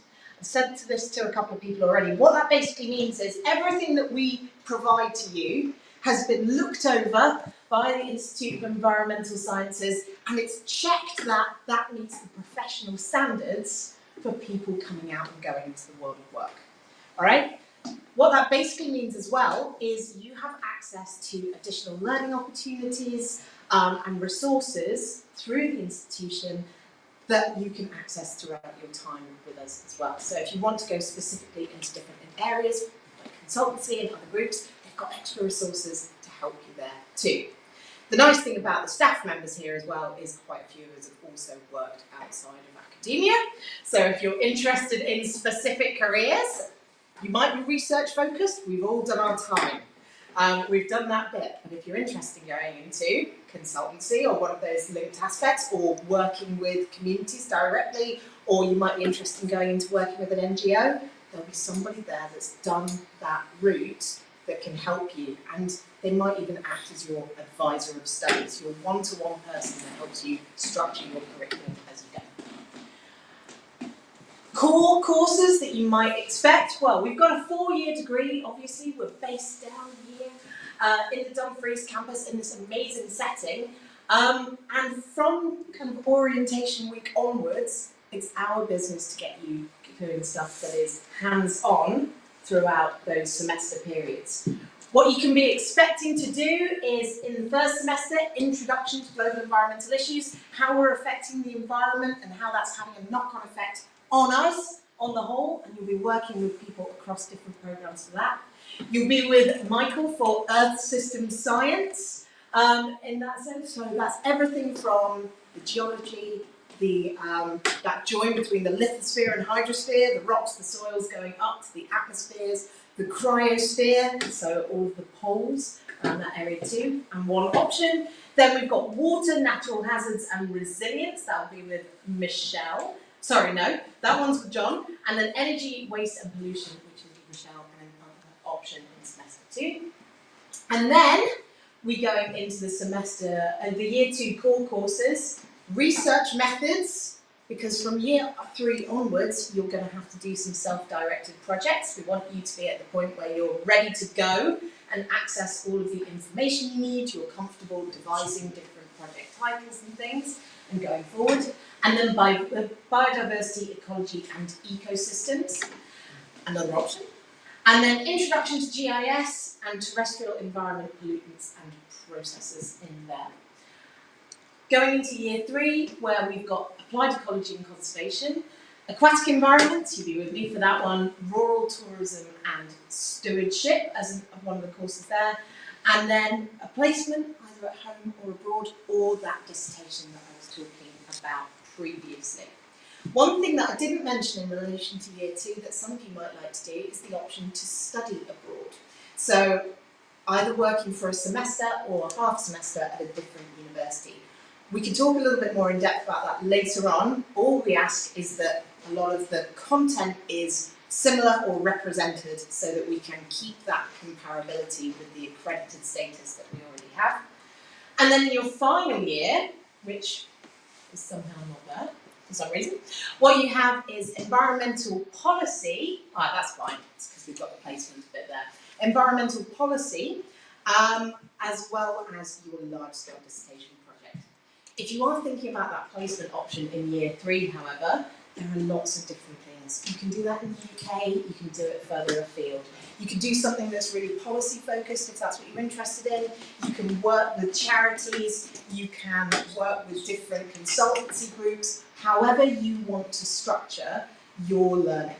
And you can either focus that so that you get a try and you can respond and build up some of those skills, or some of you might go and try a certain career and you might decide it's not for you, you come back and then we help you refocus to carry on into your dissertation year and do something that might help you go into a slightly different direction. Some people really think they want to go and work with, for example, marine mammals, for example, small marine mammals, seals, sea lions, etc. They have a smell all of their own. But if you are not ready for it, you might not find that it's the one for you in the long run. So you might come back from your placement going, tried it, don't like it, let's reframe, and we can help you do that. So yes, there are lots of options. Come chat to me afterwards if you're interested. And yeah, I touched upon those already. There are our core courses. Where you might go afterwards, there's a lot that you can take on. Some of you might already have really distinct ideas about where you want to be. Others know that you like the topic, but you're not quite sure where it could take you with the skills that you're learning. You can always, if you really want to, stick with it. Go into that MSc or MRes, so master's level. You can even stay with us right here and do environmental risk management or ecology and environmental monitoring. Do the ecology one, it's more fun. And then go on to a PhD. Or you might carry on working for things like energy consultancies and companies in the sustainability sector. As I've said to some of you earlier, if you're interested in environmental and science communication, we have specialists in the building that work on culture and communication around the environment, and we can help you to go down that particular route. There's the policy angle. There's getting out into carbon management. You could work within companies, or you could go out and be educators in the field themselves with things like Field Studies Council, who I used to work with for a while. It's a really fun job to do. But yes, have a look at some of those. Have a think about them. If you're not sure about any of those aspects or elements, come chat to me in room 232 later on. Some of you already have, and maybe you've already got your answers. Feel free to come back if you haven't. Okay? And if I've not managed to speak to you yet, just come chat to me anyway. I don't bite, I promise. So, the other thing that we like to do in these sessions is give you a bit of an idea about what it might be like to study here. Let's see how long I've got left to talk. It's only 12 minutes, that's fantastic. I appreciate that was a little bit of a whistle-stop through. But one of the things that I want to give you a bit of a look into is something that you might study in your first semester of the first year if you were with us, and looking at some of those global environmental issues. So in particular, what I want to do is a little bit talking about the research that we do here, how it relates to our teaching, because we like our teaching to be research-led, and how you can get your hands really dirty, really early on, with coping with some key environmental issues. So what we might do with you in the first year is something around the issues of citizen science and air pollution. Now, I used to work for an organisation called OPAL, which is the Open Air Laboratories Programme, and we looked at lots of different key environmental issues, from water pollution to the movement of invasive species, and what we do is connect people to their local environment. Sending someone like me out to study the whole of the UK, for example, is really, really expensive, and actually I'm quite removed from the people that need the information a lot of the time. A lot of the time we need the public to know things rather than just me writing a paper that maybe goes into a journal that nobody ever sees, right? So citizen science and connecting people to the environment is a really good way of doing that. So what we would do in a session along these lines is start thinking about some of those global scale problems. The sources of air pollution, some of the impacts that they might have, and that can be, if you're particularly interested in the environment and human health, we can look at that regard. If you're interested in biodiversity loss, we can have a study of that as well. And we're going to potentially critically examine some of those approaches to air pollution monitoring. Now, obviously, both around the UK and globally, there are plenty of different environmental pollutants that we can choose from. So I work in that kind of area of ecotoxicology around microplastics as well, but we might look at things like carbon monoxide from different sources, lead from things like the mining industry and battery recycling, nitrogen dioxide, ozone, sulfur dioxide, whatever that might be, particulate matter even, so small carbon particles coming from exhaust and other air pollution sources. So looking at that in the environment, seeing how it's distributed, not only in the case of national levels in relation to where we live, where we work, where we place our hospitals, other things like that, but also globally looking at potential levels of inequality. Where is most of the global production of this? Does that relate to things like international trade? Are the things that we consume in one country negatively affecting air pollution in another country, for example? Now, obviously, in terms of impacts, there are some really obvious ones that are there. There's the old acid rain, so those trees that were on the first couple of slides that look very dead were all acid rain impacted. Lots of sulfur and nitrates going out into the atmosphere, being absorbed into cloud systems and then descending on different environments and either affecting terrestrial habitats or aquatic habitats as they move into the water system. There's also ozone layer, which has negative effects on human health. Again, sulfur dioxide and particulates in the same way. Some of you might have heard in the news things along the lines of schools that are very close to roadways having students with higher incidence of asthma attacks and things like that that lead to this. And of course, Because we're all interested in the international level, it's how these move around, how these sources interact with things like our global scale air currents. So linking the stuff that you might do in impacts and human impacts on the environment to what you might learn in Earth System Science with Michael or with me, depending on who's teaching that on that week. Now, in the UK, we look at air pollution in a very, very specific way most of the time. We have very, very high-tech monitoring systems that are distributed across different regions, and they look at the levels of specific pollutants, mainly phosphorus, nitrates, nitrites, ammonia, and some of the particulate matter as well. And if you look at this map in particular, what you see is what looks like a really good distribution of different monitoring points spread across the whole UK system. But as soon as you start to zoom in, what you see is that things are really weirdly localised, either specifically in very urban areas where we already think that there might be a problem, or there's a couple of historic sites outside of those traditional urban areas that are just either sites of special significance in terms of scientific interest, or they've got long-term research facilities, or whatever that might be.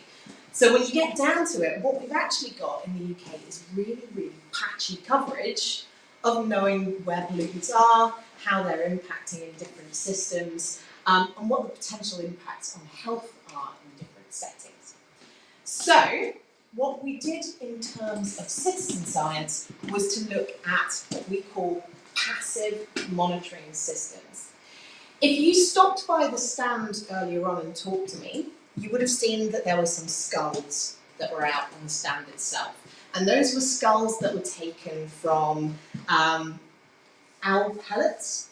And one of the really good reasons to use owl pellets instead of going out and just routinely monitoring a rodent population is that the owl can tell you lots more about what's going on over time. You can go out and collect 20 pellets and kind of get a good time series for what's going on over a specific area, a location, rather than trying to send me out week on week on week. A lot of plant species act in the same way. We call them indicators, and it's basically telling you long-term trends that you'd struggle to do just going out once, having a monitoring session, coming back 6 weeks later. If you've got an animal that lives for 20 years and it's about 10 years old and it's still in a place, you know that the environment that's there hasn't negatively affected it. It's not gotten too bad for it to die off for that whole 10-year period. You have a good idea of what's going on. Fortunately for us, lichens around the UK are really great long-term trend monitors. So it enables us to know a lot about what's going on in terms of the lichen species that are present. And one of the things that we did in one of our lichen surveys is looking at what's there in terms of twigs and branches, what species, how much, and what's going on. And we've got some of those in front of you today.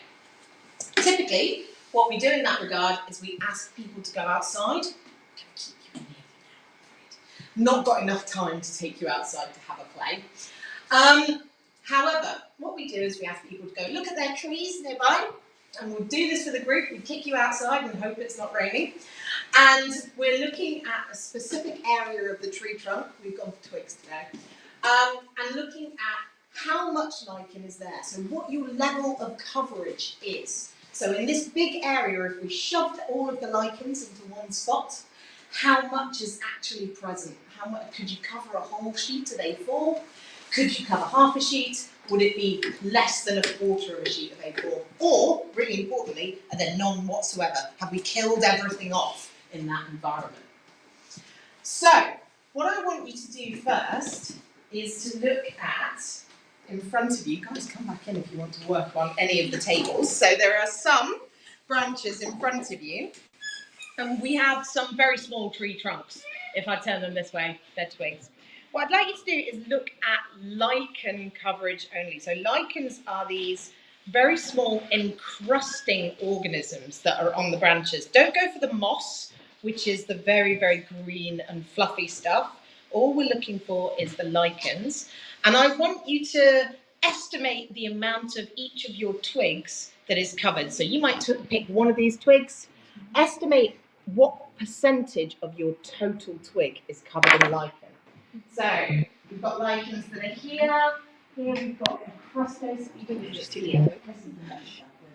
So I'm just looking for an estimate of how much of your particular twig is covered. What proportion, what percentage do you reckon? Yeah, you've got some really crustose. Yeah, you can still see it though. Come on. Those are crustose lichens. We've got some rhodiose lichens that are here and here. So all we're looking is, of the whole twig, what proportion of that twig, what percentage of that twig is covered? Well, on that side, that's not Okay. On that side. 50%. Reckon 50 on this one? 50. No, maybe a bit less because that's just nerves. If you would like to see how much, Rough estimate? 45%. 50%, 90%? it's all got lichen, no yellow. Good idea. 20%. Okay.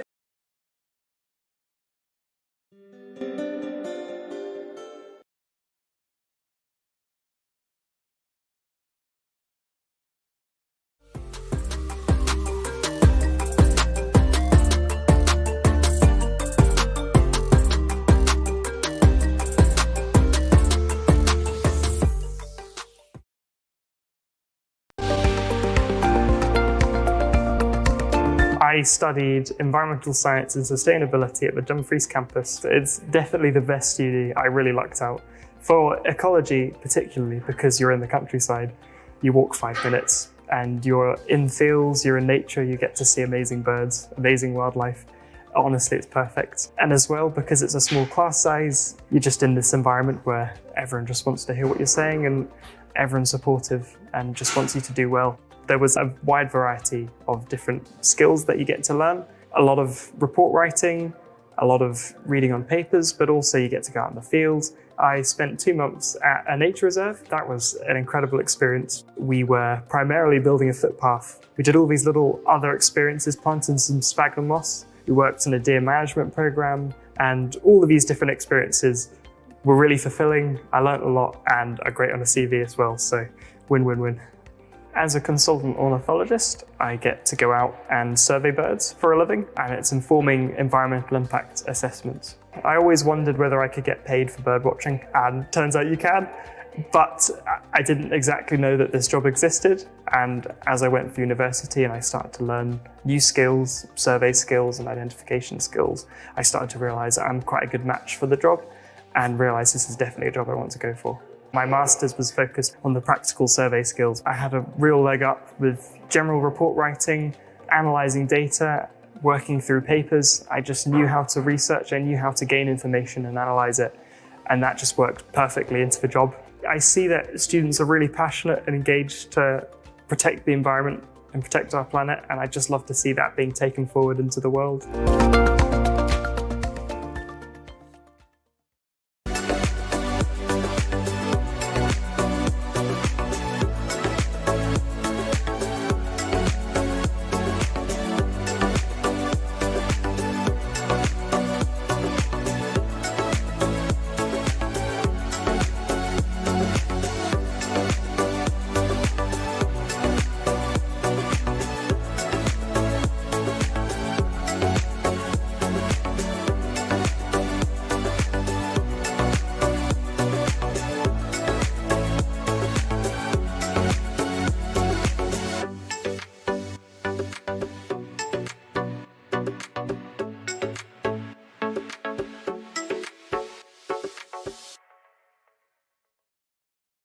Hi, my name is Vivian and I'm studying primary education here at the Dumfries Campus. I'm Priya, I'm from India and I'm studying environmental science and sustainability here at the Dumfries Campus of University of Glasgow. So this is our building, Rutherford and McCarran. This is our primary building where most of our lectures, seminars and where our school staff and academic offices are held. The Dumfries Campus by University of Glasgow was founded in 1999, so if you'd like to come with us inside, we'll show you around.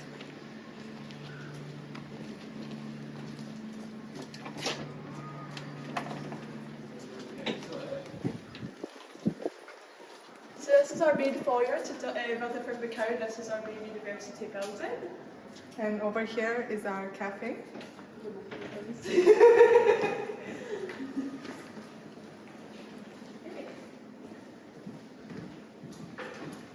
So through here, if you're looking for a member of staff, you can find them easily on our staff board. As you can see, we've got quite a small staff here at University of Glasgow, which is what makes us really good for international students and coming students, because it's a more intimate and community experience on campus. Yes.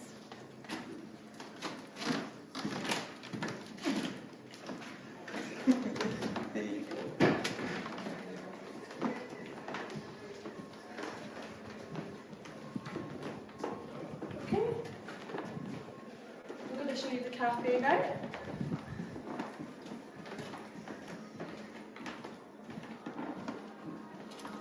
So this is our wonderful cafe. It's open from 8:30 a.m. to 3 p.m.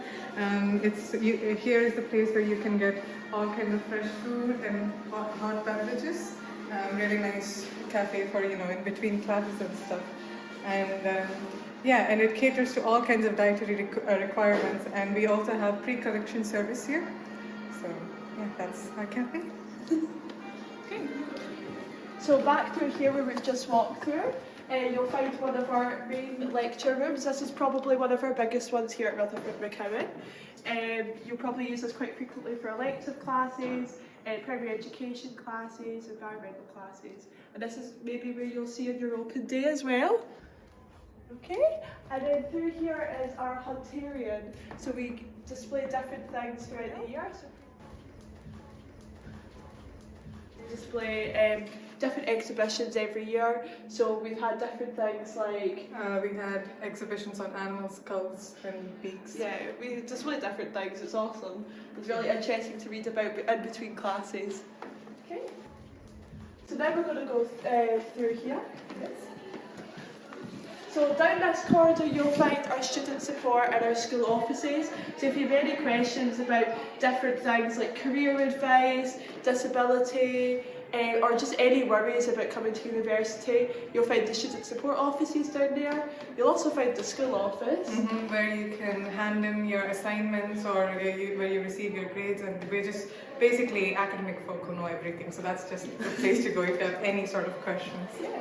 Now if you join us out here, we've got something very special on today. We have a postgraduate barbecue going on at the moment.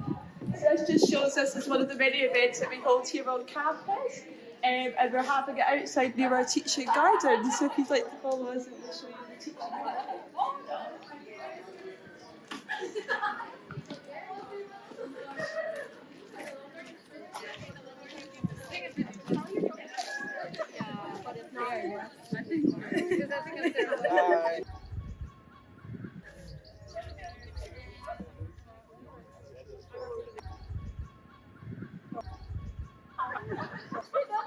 So this is our beautiful teaching garden. Over here, all staff and students are welcome to plant anything they want. We can plant whatever plants or crops you want, and you can take them home as well. Well, in my first year, I think we harvested some potatoes here. Yeah. So that was quite fun. We also hold different gardening clubs. We hold different events here. It's just a beautiful space really to come hang out. Yeah. The environmental course use this as well to do different experiments and research as well. So, like Priya said, it's open to everyone. It's open to everyone. You can come here anytime you want. It's awesome. We're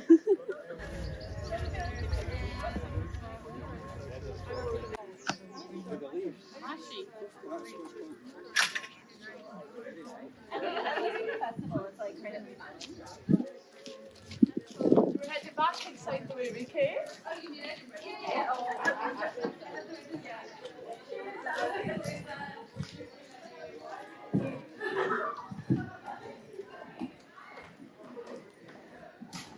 So now we're going to head upstairs and show you some more classrooms.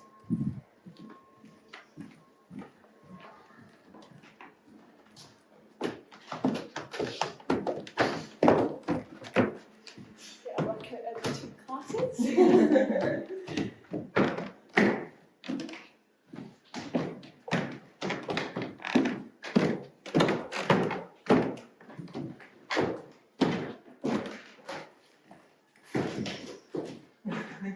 100% sure. Okay, so this is one of our main corridors where we have a lot of classrooms as well. Yes. Like this one here.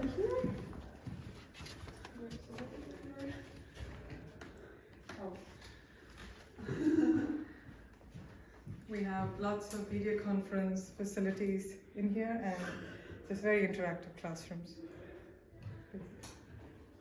Oh. No, doesn't like me to. So this is where I had my first year literacy class, and I think it was my first class. And it's a lovely room, and you get to chat to everyone, and you get to know the lecturer. It's really brilliant. So I had my first Spanish class in here, so which was quite fun. Literacy. Brilliant. So now we're going to head along the bridge, and this is where you get to see beautiful campus through the view. And here as well we have some amazing study spaces like here, Yes. and it's a really beautiful table. We have charging ports as well, so you can stay here all day if you wanted to. Yeah, you'll find lots of lots of students here after hours studying, getting work done. So yeah, it's a beautiful place to study, of course, with the view.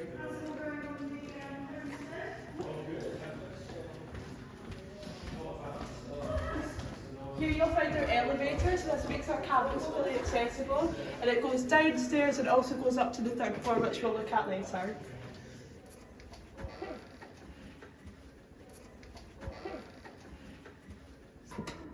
Okay. Now through here, this is us going to the other part of the campus. So in here is our IT lab. It's open for all university students to use. It comes with hard drive and printing facilities. So yes, I think environmental students, we have lots of IT stuff to do. Of course, we spend a lot of time in here, especially, I think we spend the most time with our GIS course, which is quite fun. So yeah, that was the IT lab. Now through here, this is a new addition to campus for our primary education students, and I'm in here quite often. So this is our stimulated classroom. So in here, you can get to experience what it'll like being a teacher in a classroom. We're allowed to use the board to practice writing on the board, because that can be quite difficult on placement. And we have different classes, lectures and seminars in here as well, so it's used all the time. As you can see, we have different things on display, so it's really awesome. The moment on display, we have our Book Buddy posters, which is what you'll do in 2nd year if you come and join us. So brilliant.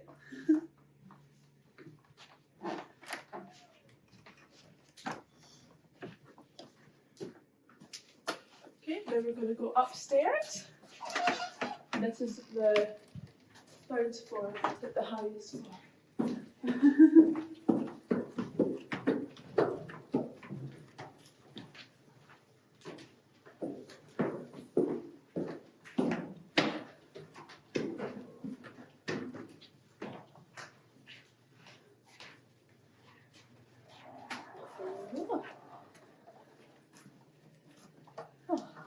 So this is our teaching laboratory. Hello. So we have lots of research facilities in here. We don't just learn how to do research, we do it ourselves. So we go out into the fields to collect samples, we bring them back, we analyze them and present our findings. So lots of soil digging and soil analysis has been done in here. Yeah. So primary education also uses this room when you learn how to teach STEM for younger children as well. So it's used by everyone at the campus, so it's really brilliant.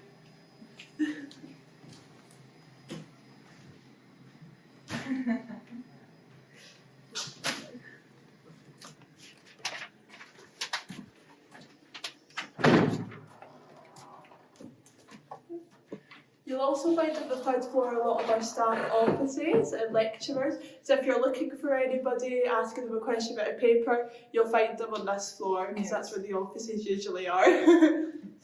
You might need to go on a hunt for them though, because they often disappear. But they are very quick at responding to your emails and things like that. Oh, absolutely.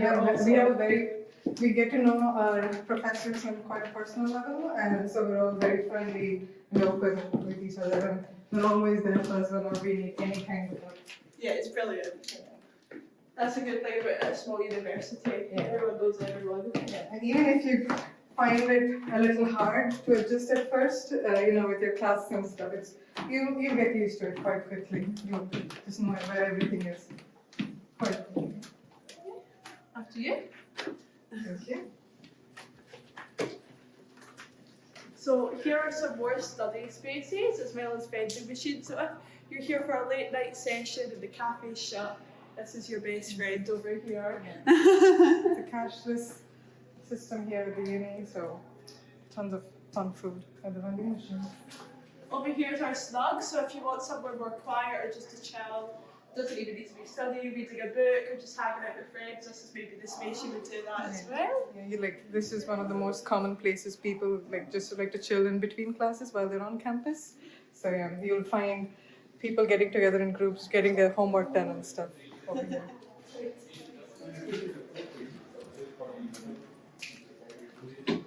So that sounds what I had to look at Rutherford and McCarran. So we're just going to head over and show you where Maxwell is. Mm-hmm. So the Maxwell building is where a lot of your primary education classes would be. And so you have lectures like mathematics, literacy, professional practice, and you get to know everyone in that classroom. It's a massive hall, and it's an awesome space. We also had one of our first intro environmental classes in Maxwell. Yeah, so a lot happens over there. You'll also find our postgraduate hub over there. So that's where all the postgraduates hang out and do their research and things. It's a lovely walkover though. Yeah. You can see it in the summer. You'll find on campus that there is over 100 businesses here, so there's always things to explore. You'll also find, if our cafe is shut, we also have the Crichton Cafe, which is just down the hill there. We also have other things like Easterbrook Hall. We have shacks for furniture shopping for people who are just settling into Dumfries, so that's a great place to get some furniture. Yes. They have everything. It's a very nice charity shop. And campus, it's a very nice walk on campus when you just want to get some fresh air. So you'll find many of us doing that just because it's such a beautiful environment, of course. If you look up here, we also have our University of Glasgow mascot, the wee monkey who sits in the tree. Always finding new things.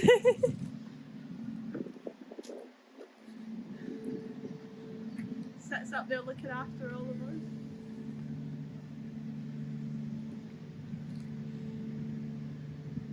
We don't know how it got there, it just appeared one day and it's brilliant, we've not taken it down.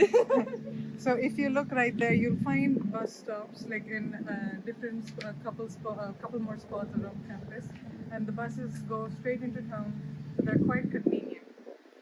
Usually it's the number 5 bus for the Rutherford building and the number 6 for the college. Yes. If you look over here, this is our Maxwell building, so as you can see it's a short walk from Rutherford, so if you're rushing in between classes it's not too bad. Now we're just going to head back this way. We're going to show you the Dumfries and Galloway College, and that is where you'll find a lot of shared resources. We share the resources with the University of West of Scotland, our university obviously, the college. We have a library over there and gym facilities. Yeah, so it's brilliant if you're looking for something. The librarians are awesome as well. If you're looking for a specific book, if you just order it via them, that should come in and you can take a look at that. Yeah, you can find a lot of your textbooks that are available at the library as well. So you don't need to buy, don't waste your money on expensive books when you can just borrow them from the library. Exactly. We also still share resources from the main campus at University of Glasgow. So if there's something at main campus that you can't quite get here, that's something you could also request. And also you can start your printing as well via there. There's also free parking spaces at the university for students. Yeah, so if you're driving, then it's a brilliant place to just be able to drive up and park. But as Priya said earlier, there's also a bus from town as well.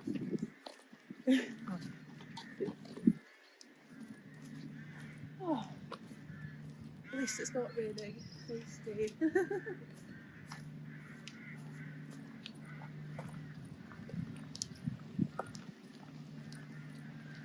So Priya, how did you find it settling into Dumfries? Well, on my first day, I did get lost, and I went all the way, instead of going back to my accommodation, I got lost and I went all the way down to our lovely farm, which you can quite smell once you're here, once you get to Dumfries. So if you're smelling something a little odd, that's the farm, nothing else. We have lots of cute and friendly cows. We go to the farm for field trips, one of our field trips as well, to collect soil samples and soil analysis. So yeah, that was a fun day. But yeah, settling into Dumfries, it was quite easy because at my accommodation I've made very good friends, so they made it quite easy for me to get to know the place more. And yeah, because it's Dumfries, along with our campus, Dumfries is quite a small town as well. The longer you stay here, the more you get to know people, and you'll get to know that it's quite a close-knit community. And so yeah, it's a lovely place. I came here from a small rural town myself. So but this is still bigger than what I'm used to, and it was awesome coming here. I went to Dumfries Halls like Priya, that's how we met, and we were neighbours actually, weren't we? So instantly you connect with people because of the size of the small classes. You get to know the lecturers. The lecturers are all very aware of me as well, so it's absolutely brilliant. And you just form those type relationships and help each other out when you need help. It's brilliant.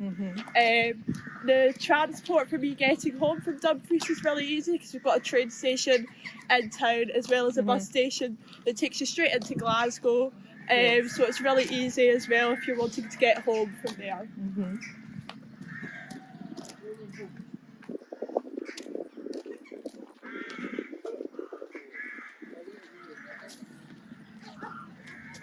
So this is our Dumfries and Galloway College. This is our Dumfries and Galloway College. So we'll just show you around inside. We've also got different facilities in here, as well as a Costa, saves you going into town. And also we've got a gym in here as well, so if you wanted to work out or get some exercise, there's a gym in here for that as well. So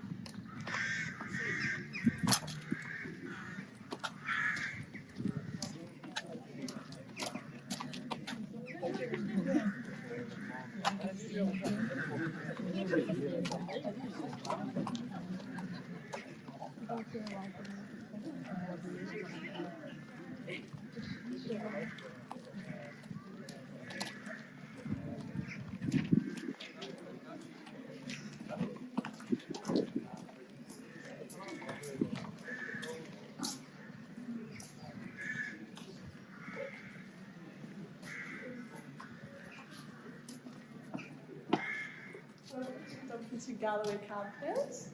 So the library is just right off the reception.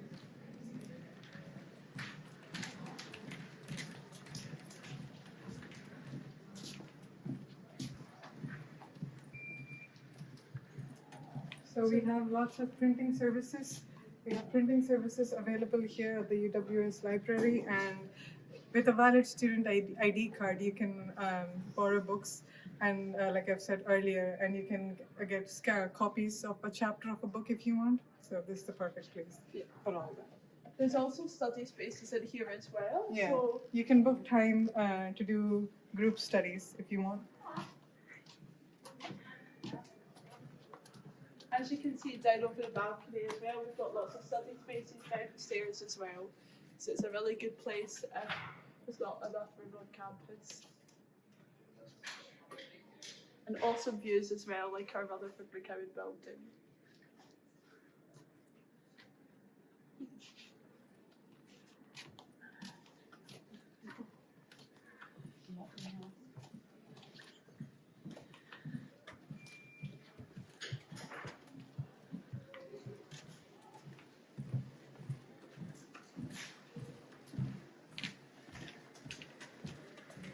here is where you're going to find different bistros, coffee, so Costa, my favourite, as well as the sports hall and the gym. There's also cash machines in here, so very convenient for if you want to get some cash while you're on campus. But this is all very close to, if you're at the Dumfries Hall uni accommodation, this is only a 15-20 minute walk away. Yeah. So it's really easy to get to. So Costa is just down this corridor. And other coffee and specialties. The gym is just down here. So there's our sports hall, so you might want to list different clubs sometimes online that you can join. We certainly have netball club as well at one point, so different things going on. Yeah. So you'll find a wide range of equipment in the gym. Yeah. It's quite helpful.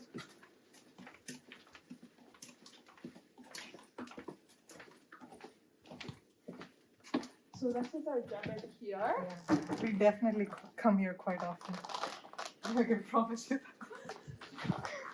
So in here you have different equipment obviously that you can use. So we've got treadmills, cycling equipment and different weight equipment as well. So it's really good to make use of if you're here. Yeah. It's free as well, but as you're a student as well, part of the University of Glasgow. So yes, definitely make use of this. One of the many benefits.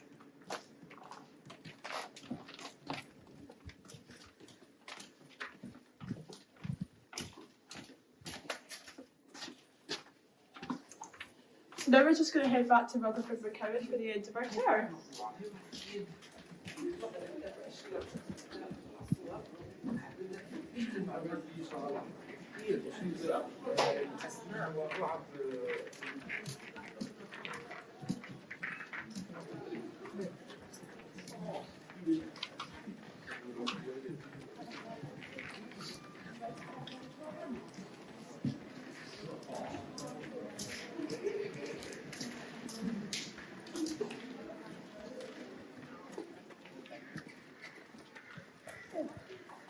Something you may be wondering is the different things that we can offer in the actual town of Dumfries. Yes. So we have lots of clubs.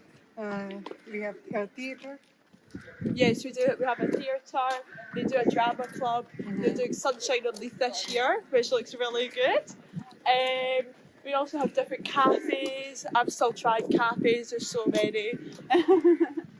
King's is a good one. King's is my favourite. Yeah. King's is an amazing student cafe and they do student discounts as well. We also have student discount up at the Crichton Central. So the yummiest food.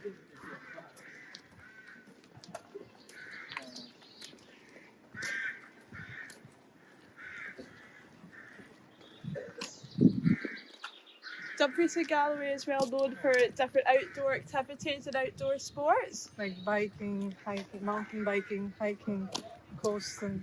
Yeah, there's some beautiful places. I know us two, we went to Baby Forest, which was beautiful as well.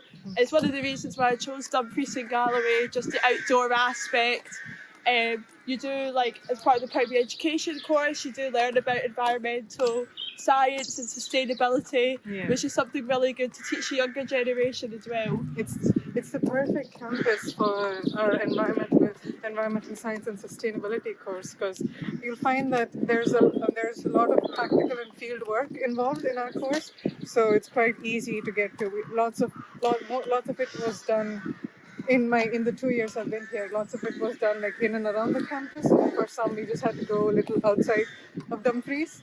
So yeah, and also one of the great things about Dumfries is that there's very low cost of living. Yes. So I myself have bought a flat, which I'm currently renovating, which I wouldn't be able to do anywhere else. So I'm very lucky, and it's gotten me on the property ladder as well. It's absolutely crazy. So. No, I definitely recommend, like, when you're in Dumfries, taking advantage of kind of looking for places to rent long term, because it's just really affordable and everyone's lovely. And obviously the history here in Dumfries as well is amazing, with obviously Robert Burns, Robert and Bruce, just everything. A lot of Roberts.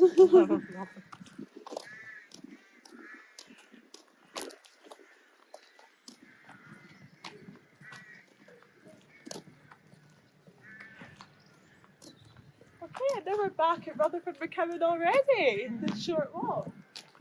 Thank you so much for joining us on this campus tour. We hope you enjoyed the tour, and should you have any questions, you can ask any of our staff members, and you have their emails on the website. We're quite quickly responsive. So, yeah. Bye. Thank you so much. Bye.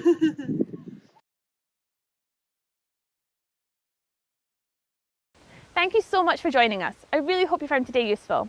Don't worry if you couldn't make it here on campus today. We've got plenty of opportunities throughout the entire year for you to come and visit, including campus tours that run every single month.